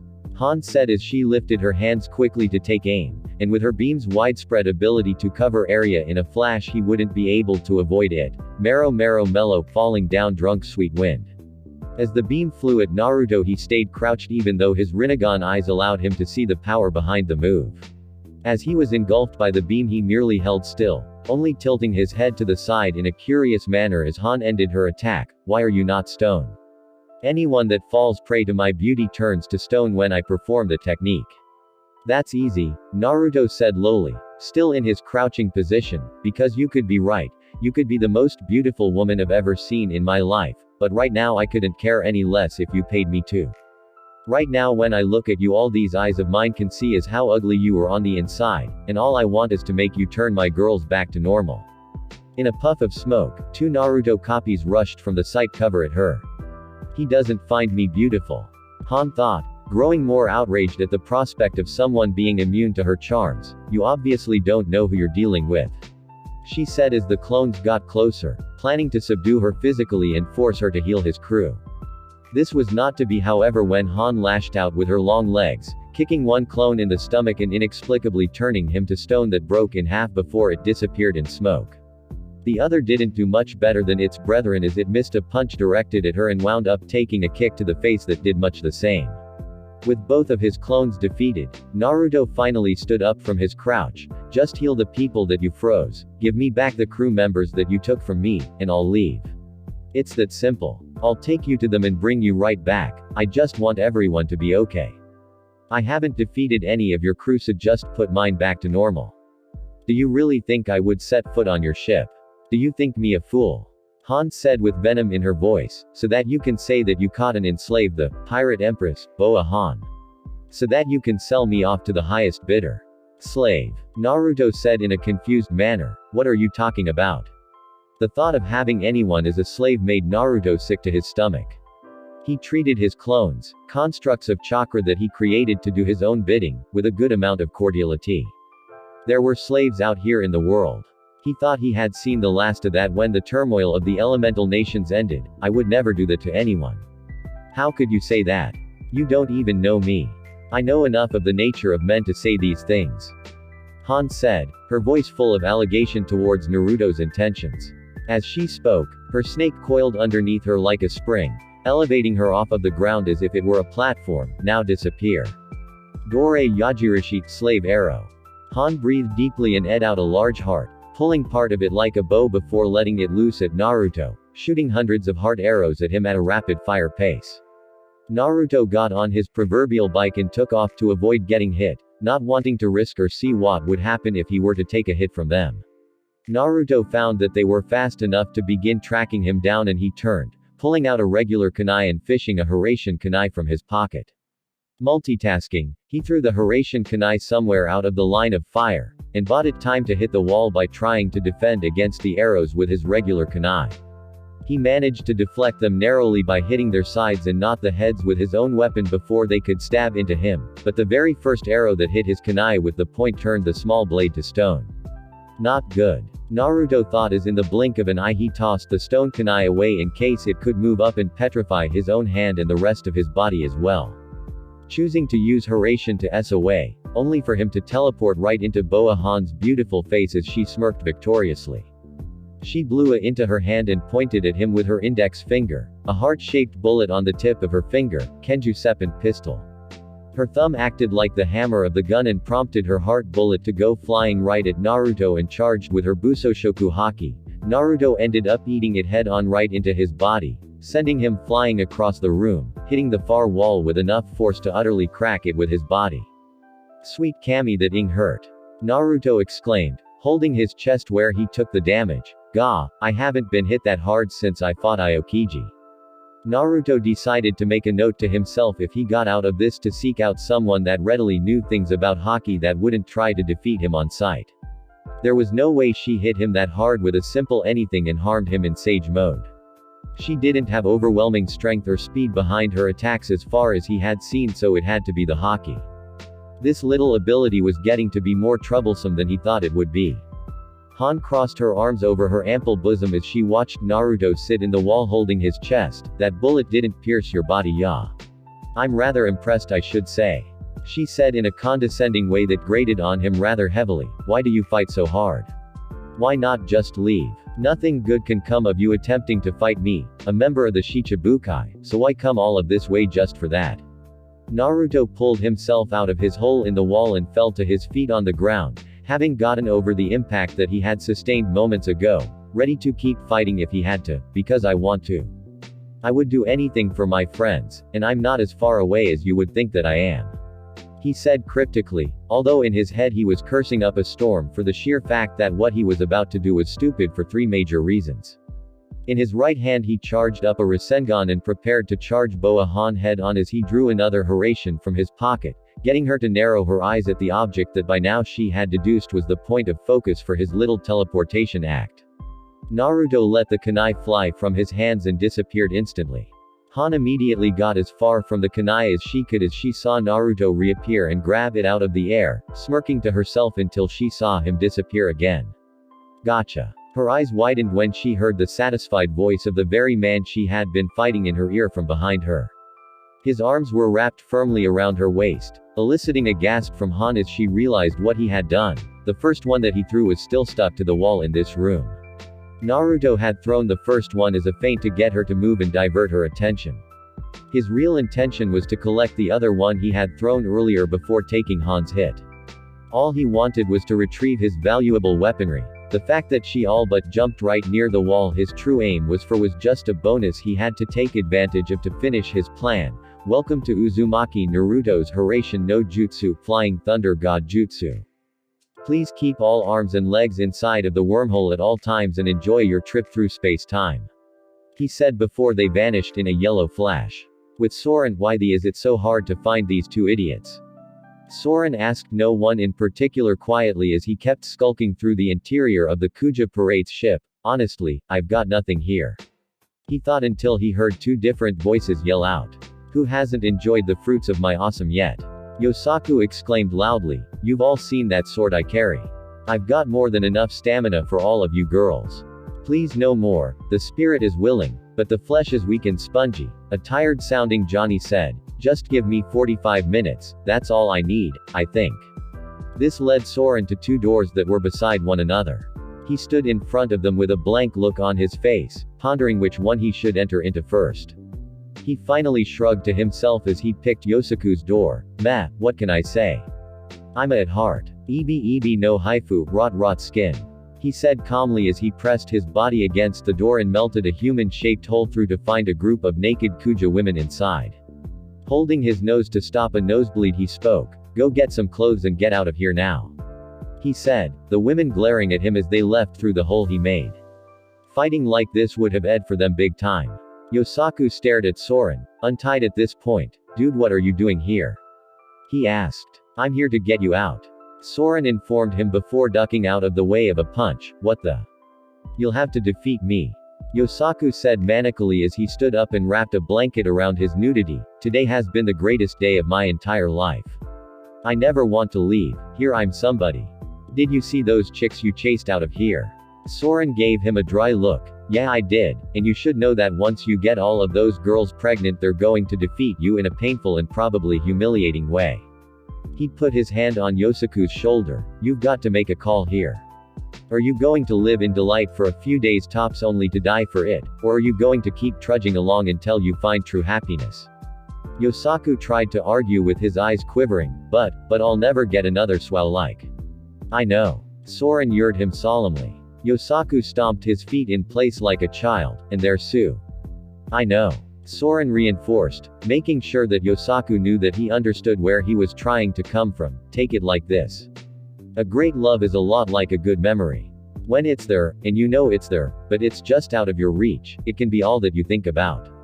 Then you can focus on it and try to force it, but the more you do, the more you seem to push it away. But if you're patient and you hold still, well maybe, just maybe, it'll come to you. You just have to be somewhere she can find you. And I mean, if you have to live the rest of your life in a memory, you might as well make it a good one. Yosaku just stared at him for a long and hard time before sighing and going over to dig his clothes out of a pile. I'm going. He then added something as an afterthought. Where's my sword? On the deck. It should still be there actually, since no one followed me down here. Soren said before pointing at the wall that led to Johnny's room. Are you ready to get him out now so we can leave? They both then heard Johnny shout out desperately, Oi! I said 45 minutes. If that was even 5, I'll eat my sungles. I am not a machine, I'm just a man. Both Soren and Yosaku sweet dropped before they both spoke simultaneously. We'll give it a little while longer. On board the natural disaster Naruto's quarters, Naruto's plan in its most rudimentary form eventually devolved and was dumbed down to this. Somehow grab Boa Han and flash back to his own ship where he would somehow either bargain with her, or beat her up until she agreed to turn Nojiko, Miss Valentine, and Vivi back to normal. Again, it must be reiterated that even Naruto, the mastermind of this foolproof strategy, understood this to be incredibly stupid. Reason number 1 on why it was stupid. From what he had seen, she could petrify him if she managed to hit him. That would getting any part of his body turned to stone for any reason. Reason number 2 as to why it was stupid. They were just taking the conflict from her ship, that he wouldn't have lost any sleep over destroying in and out, to his ship. If they wound up going a few more rounds and the pace of the fight picked up any more than it already had, they would tear his ship apart inside out, and while he could repair it, it would take time and a ton of chakra, even for him. Reason number 3 on why taking the fight from her ship to his was completely asinine. Even though he beat the crap out of a good number of them and what he believed to be their best fighter outside of Han herself, he left Soren and Samahata alone on the Kuja Parate's ship. Does any more need to be said on why that's a horrible thing? Then we'll just move on to the story from here. In a flash, Naruto and Han dropped onto his bed with the Hiraishin kunai stuck deeply into the headboard, marking his teleportation point. At this point, Han was able to get her legs loose to get her feet between herself and Naruto, enabling her to shove him harshly into the ceiling of his room with all of her force and righteous anger. "You pig." All Naruto was able to get out was a confused, "meh," before he found himself kicked right through his own ceiling, hard enough to go all the way through and land on the deck. "Ah, she kicked hard enough to drive me through the ship and the soil on the deck." Boa Han emerged through the hole she had created by way of her snake weapon, acting as a platform as she stepped off and stomped towards Naruto. "Where am I?" "Welcome to the natural disaster," Naruto said as he stood back up. "This is my ship. Now take the petrification off of my crew and I'll let you go back to your own ship. Otherwise you aren't going anywhere," he said as he made a cage bunchen and sent it to the helm to make sure the wheel was locked before dispelling. "I'll make sure of that." He really should have thought that out before he said that out loud, especially considering how certain she was that he was going to try and enslave her before this moment. If she wasn't mad at all of the things that had preceded those words, she sure was at this point. Naruto could sense the dark shift in her emotions and was almost unprepared for her to lash out at him the way that she did. That thing that he said about her not being fast could not have been any further from the truth. He soon learned as he was forced to dodge her very quick and agile kicks lest he wind up like his clones did. "I will defeat you," Han screamed at him, trying her best to just hit him as hard as she could, to turn him to stone and smash him into pieces all with one swow. Naruto got sick of dodging her, but didn't want to harm her too badly. He needed her in good enough condition to help Nojiko, Bibi, and Miss Valentine, as he didn't know exactly what her freeing them would entail. Naruto dodged a kick and jumped onto the mast, sticking to the side of it as he made a few hand seals. That power of hers to turn things to stone wasn't natural, and if it wasn't natural he knew what it had to be, and how to stop it. Now that they were outside on the deck he was free to utilize what he needed to finish this. Suigotten, water release, water fang bullet. From both sides of the ship, Han saw that spinning maze of water surrounded her. That strange name Uzumaki, she thought to herself, so he's the one that can apparently control the force of the ocean itself. It isn't just hearsay and talk. Not showing any fear at the sight of the water coming for her, she formed her large heart in front of herself and drew it back to fire her rapid heart arrows at the water that was bearing down on her. Dore Yajirishi, slave arrow. Naruto's jaw dropped as his attack was stopped in its tracks the moment that the arrows hit his water jutsu. She can freeze the momentum of things too.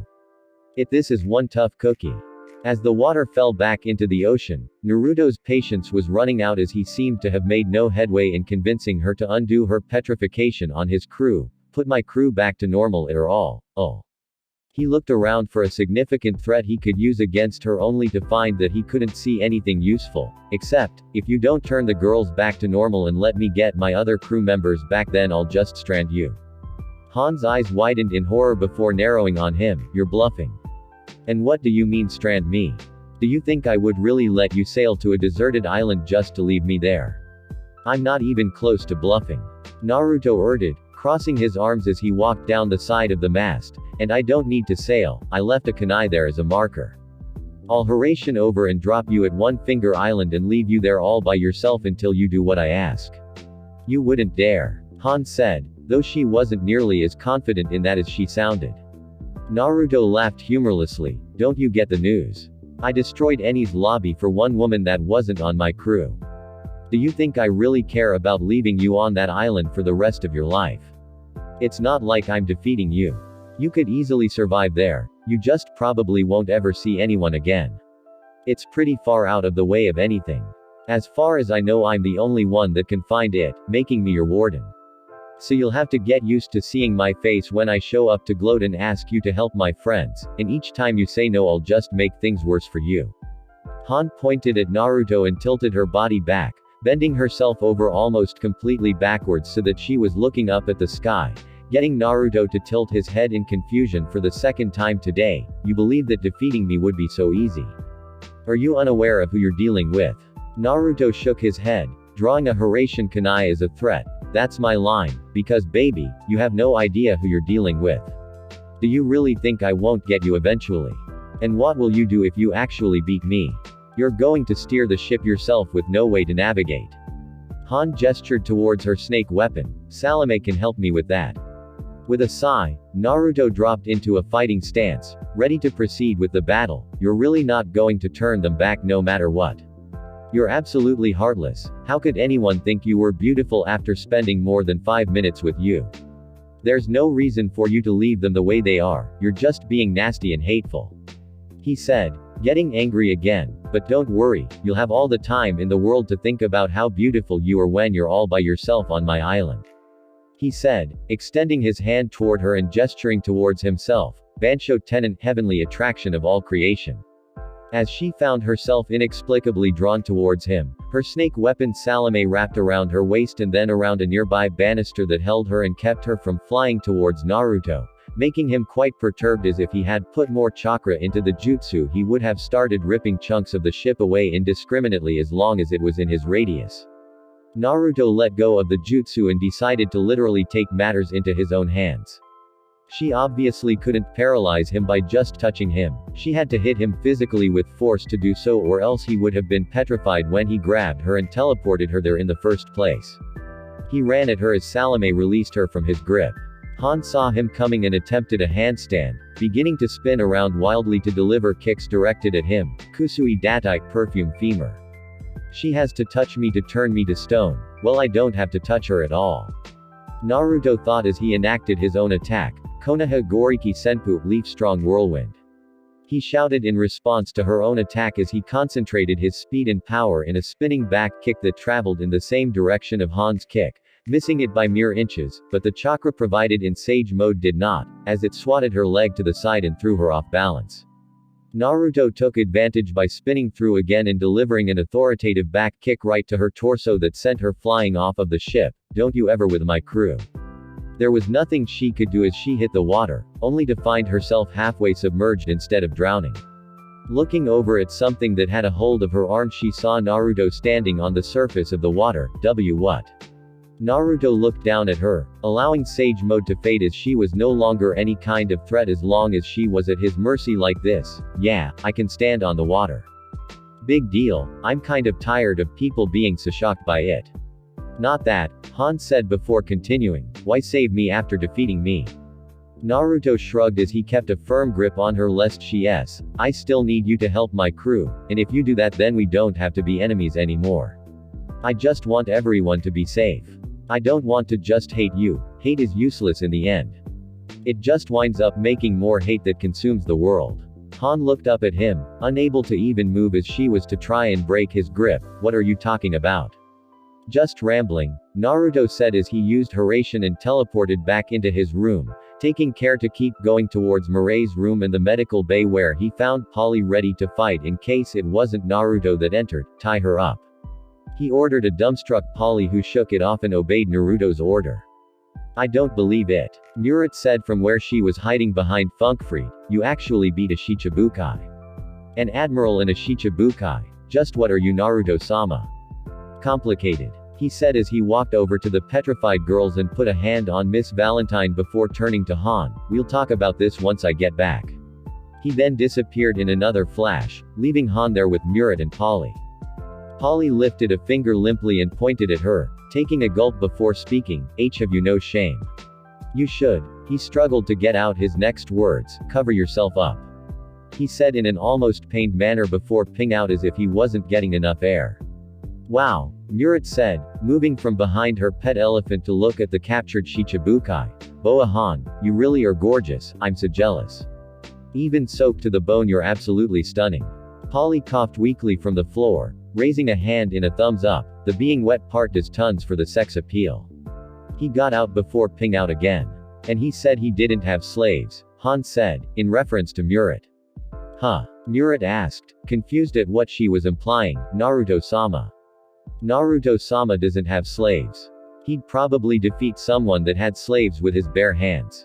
Han raised a delicate eyebrow questioningly. Then why do you refer to him in such a formal manner? Murat shrugged and sat down on one of the empty beds in the medical bay. Because he hired me, paid me handsomely, and is the captain of the ship and strongest man that I've ever seen. You really pissed him off, you know. He didn't defeat anyone, did he? Or did he blow your ship to pieces by accident? She asked, worried that he might have gone overboard. Han blinked in realization of a fact. Now that you mention it, no. He didn't defeat anyone on my ship, not even my sister who shares leadership responsibilities. And my ship is intact, for now. Murat then smiled at her. Well then, after you unfreeze our friends, everything will be fine. He'll take you back to your ship and leave you alone. He isn't the kind of man to hold grudges unless you're truly someone despicable, and seeing as how you don't really have a scratch on you, he doesn't really feel that way about you. He's just another man. Han said, her eyes turning cold. All they know is evil acts. This Uzumaki Naruto seems no different. Everything you hear is a lie. Murat said in full defense of her captain. Other than the rumors about the things he can do, and the amount of people he's defeated is probably actually close to whatever they say it is, but he only defeats within reason. To protect us, to protect all of his friends. He searched you out and fought you without a second thought so you could help the other women. Han looked at this mere doctor that didn't seem to have any special abilities standing up to her. Even though she was drenched at the moment, she could probably still defeat her if she had to. What makes you worry so much about how others perceive him? Because there's nothing evil about him. Murat said as she crossed her legs in her arms, and he's more of a defender of any kind of justice than the Marines. He'll fight anyone if he thinks it's the right thing to do, God help us all. She said, thinking of the trouble they could get into in the future if this was any indicator or form of foreshadowing. A defender of justice. Han said to herself, almost in disbelief, what a naive concept. On board the Kuja Pirates ship, Johnny, Yosaku, and Soren stood back to back in the center of the deck of the ship along with Samahata. The two swordsmen had recovered their weapons and had them drawn while Soren had his acidic claws out and ready for action. How are we getting out of this? Yosaku asked. Soren smirked. Teamwork. It makes the dream work. Saves your keister. Speaking of teamwork, Johnny said, what has happened to me on this ship will never see the light of day, or I will defeat you both in your sleep, understood? Fine. Yosaku said with a smirk, I won't talk about what we did at all, as long as we're saved in the next 10 seconds. A loud whistle got Samahata to grin with the teeth at the top of its figure as it rocketed into the air into the grasp of Naruto, who landed along with his crewmates. Naruto held Samahata over his shoulder and looked out at the Kuja pirates that were still willing to fight before baring his teeth at them. Boo. The Kuja pirates all took a step back and Naruto grinned. Group hug. Johnny and Yosaku immediately latched on and Naruto took a whiff of the air. It smells like a combination of triumph, sex, and lots of shame. Johnny frowned as Soren snickered, grabbing onto the group as well. Just take us back to the natural disaster, Naruto Aniki. Naruto nodded and turned his attention to the Kuja pirates. Ladies, always remember this day as the day that you almost captured. He stopped and thought about his choice of words for a second, as the day that you almost defeated. No, not that either. How about, as the day that you fought against, and survived a fight with Captain Uzumaki Naruto. And don't worry, hopefully Han will be back here in just a few minutes. With that, they disappeared in a flash, leaving the confused and stunned women behind. On board the natural disaster, Naruto marched with a purpose back to the medical bay, intent on convincing Han to somehow turn his girls back come or high water. As he turned the corner, his mouth wide open to begin arguing with her to somehow convince her to go with his request, he found himself surprised as all three girls that had previously been stoned were all sitting up on their beds holding their heads with Murat checking them over. Karu had also been saved and Funkfried couldn't have been happier about it. What? Naruto said, staring into the room blankly. Did Han? She turned them all back. Murat said with a smile to the captain before continuing to check up on the girls, it currently being Nojiko's turn. While you were gone she had me cut her free and she did it. Flashback while Naruto was away. You want me to what? Murat asked disbelievingly. Can you say that to me again? Han rolled her eyes but did just that. If you free me from these ropes I will reverse the petrification I placed on these women. The other two men that were aboard my ship are not currently stoned, it's just them. I can do this right now. Murat held a scalpel in her hand and looked at it tentatively. Even if I were to betray my word, would it truly matter?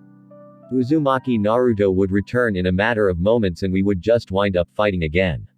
A frown crossed Mireille's delicate features before she stood up and cut away at the ropes that bound Han. If you defeat me then he would just find some way to defeat you again somehow, so at least my death wouldn't go unavenged. Murat joked darkly before realizing how messed up that sounded. God, that's horrible. What's wrong with me? She asked herself as the ropes fell to the floor.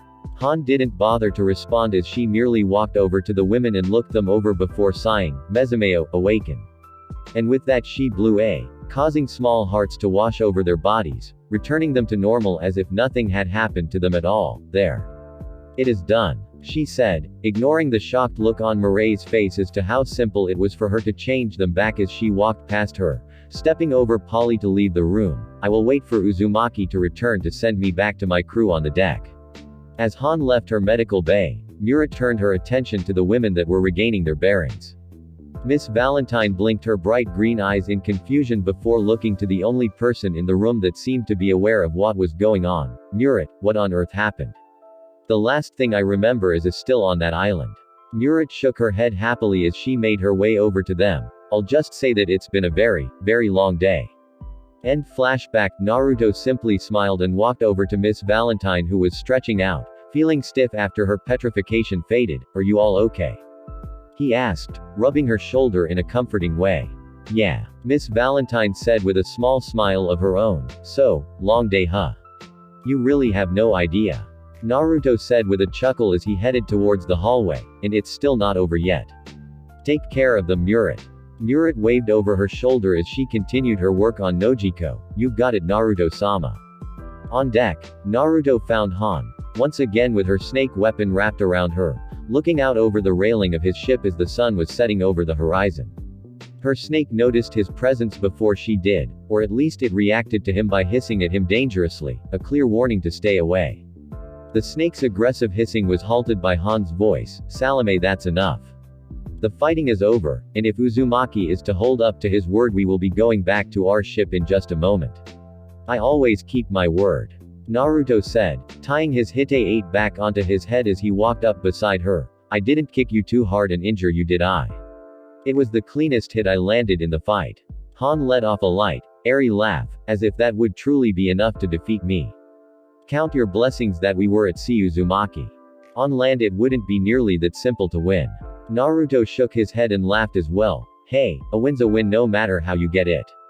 Han just turned her head and stared at him for a moment as he kept looking out at sea, as if he didn't care that she was looking at him. "You are confusing me, Uzumaki. I don't know how to feel about you." This got his attention as he looked over at her curiously. "First you look as if you want my head, then you try to reason with me, then you try to threaten me, and finally you're talking with me as if we are friends. Do you want to be friends?" Naruto asked, surprising her. "I just say that because I really don't want to fight you and your crew again. And I'm a really useful friend to have, what with the teleporting and all that." Han gave him an impish look that he couldn't see through as it wasn't one hiding anger. "I am a Shichibukai and you are a pirate. Despite my low. Sorry to cut you off," Naruto said, grinning at her with squinted eyes, "but I'm not a pirate, seriously. I don't steal stuff, I don't steal ships. I'm usually on the up and up when I'm not kicking Marine." Han just blinked and picked up where she left off. "Despite my loathing of the Marines, having a notable fugitive such as yourself as an acquaintance would bring me more trouble from the bossy government higher-ups." Naruto shrugged it off. "Meh, whatever. Who cares about that? It doesn't matter, does it? After all, they'll forgive you, right? Why?" The grin on his face stretched widely as he remembered the first memorable thing she said to him. "Because I am beautiful, of course, yeah," she said, finishing her own line, eliciting a laugh from Naruto and a small quirk of her own. She stiffened when Naruto put a hand on her shoulder. "What do you think you're doing? Taking you back to your ship, remember?" he asked, looking at her through squinted eyes. "I have to be holding onto you or it won't work." He waited a moment and opened his eyes back up fully. "Can we go now, or do you like my ship that much?" He got a terse nod out of Han before they disappeared in a yellow flash. After Naruto and the remainder of his crew's final departure, the now fully awake and aware Kuja pirates all headed up into the mansion, in particular the room where Naruto had been fighting Han. The recovered Marigold and Sandersonia stood by the kunai that Naruto left stuck in the wall. They both simply stared at it, as other than the wounds that many of them were sporting, it was the remnant of the presence of the Foxhound pirates on their ship. Sandersonia spoke up. "The man was incredibly powerful, but to disappear with our sister without a trace but this weapon. She will be fine," Marigold said with finality, as that was the last she wished to hear of what may become of her sister's fate. "That crew is no laughing matter to trifle with." I was unable to use my best attacks lest they destroy the ship, but even with them I still may have lost. My opponent never seemed rattled for a moment. Sandersonia rubbed her collarbone area. I never even got the chance. The blonde man was not one for playing games against me. Before the conversation could continue, Naruto and Han appeared standing in front of the weapon in the wall. Instantly every Kuja warrior pointed their weapon at him, putting a deadpan look on his face. Are we really going to have to go through this again? He asked with a twitching eyebrow. Lower your weapons, Han said, and with her order they all did just that. This is merely the working out of a bargain between the two of us. No more fighting between our crews, for now. She directed at those she could feel were stinging from the events of the day. Is our business done, Uzumaki Naruto? In a rush to get rid of me. Naruto tried to joke, only for it to fall flat. Do not joke around with people that you have just gotten through beating up. Okay, fine. Yeah, we're all good here. Except for one more thing. He stepped out of the way and fed the handle of the kunai stuck in the wall. You can keep that to summon me when you think you need me to by throwing it. And I gave you the frequency to my Den Den Mushi, so feel free to call if you need something. The Kuja pirates narrowed their eyes at him, not trusting his change in attitude from that afternoon. How could someone turn a switch like that and go from a bona fide defeater to this? Han nodded to him. I will keep those things in mind, Uzumaki. Now if that is all. Naruto backed away against the wall with his hands up behind his neck. Yeah, that's everything. But I have to say before I go, he said, directing his eyes right at Han. If I weren't so pissed off earlier I probably would have been turned to stone when you used that beam of yours on me because you really are beautiful. Naruto didn't even allow time for his last statement to sink in. Later. He then flashed out of the area. Sandersonia just stared at the place that Naruto had been moments before as she addressed Han. Sister, who exactly was that man? Uzumaki Naruto. Han just spared one last glance at Naruto's former place before walking away, heading towards her own personal quarters. He's complicated. That night on board the natural disaster, Naruto was standing at the helm banging his head on the wheel hard enough to awaken anyone that had been sleeping until that point. When goes bad, I swear to Kami. Naruto stopped banging his head on the wheel and rested it there. What's the matter, Naruto? Naruto didn't bother looking behind him as he felt Vivi standing there. You seem pretty upset. Naruto turned around and gave Vivi a thorough frown. All day long we've been watching over you girls that got petrified or fighting the Kuja pirates. Vivi nodded, understanding things so far. I set the ship on course to chase them down, but then they used one of my Hiraishin kunai and set off a beacon to let me know exactly where they were and that they had all of my kunai, so I took Soren to go get the party started. And? Vivi asked, still not getting it. Naruto pointed over the side of the ship at the rolling waves. What does that mean, Vivi Heim? She looked at the waves and then exclaimed happily, ah. We're back on the Grand Line. Her answer to Naruto's question only got her a slow pat on the head as he shook his head. Huh. Am I wrong? Where are we then? Naruto began crying anime tears. We're not even on the Grand Line anymore. The ship sailed off of the Grand Line and into the South Blue. How do you even get this lost? Now I need to get our bearings and find the way back onto the Grand Line where we were before we got lost in the Calm Belt. I need to Hiraishin back to the beacon I left on One Finger Island so I can set it for us to follow. Why would you do this to me? I love nature. Why? He asked the skies as if they would give him an answer, and it came in a clap of thunder and a sudden downpour. The whole world's against me, Vivi Heim, I swear to Kami. Well, Vivi said as she tried to brighten his mood and possibly get him, and herself, out of the rain. Look at it this way, it's just an extended detour. This only made him cry harder. You want to go inside? Naruto nodded faintly. Yeah. Okay, let's go inside. And Vivi led him inside like a child, patting him on the back all the way. Thanks for listening. I hope you guys liked it. Don't forget to subscribe and leave a like for more what ifs and support the author. See you guys in the next video.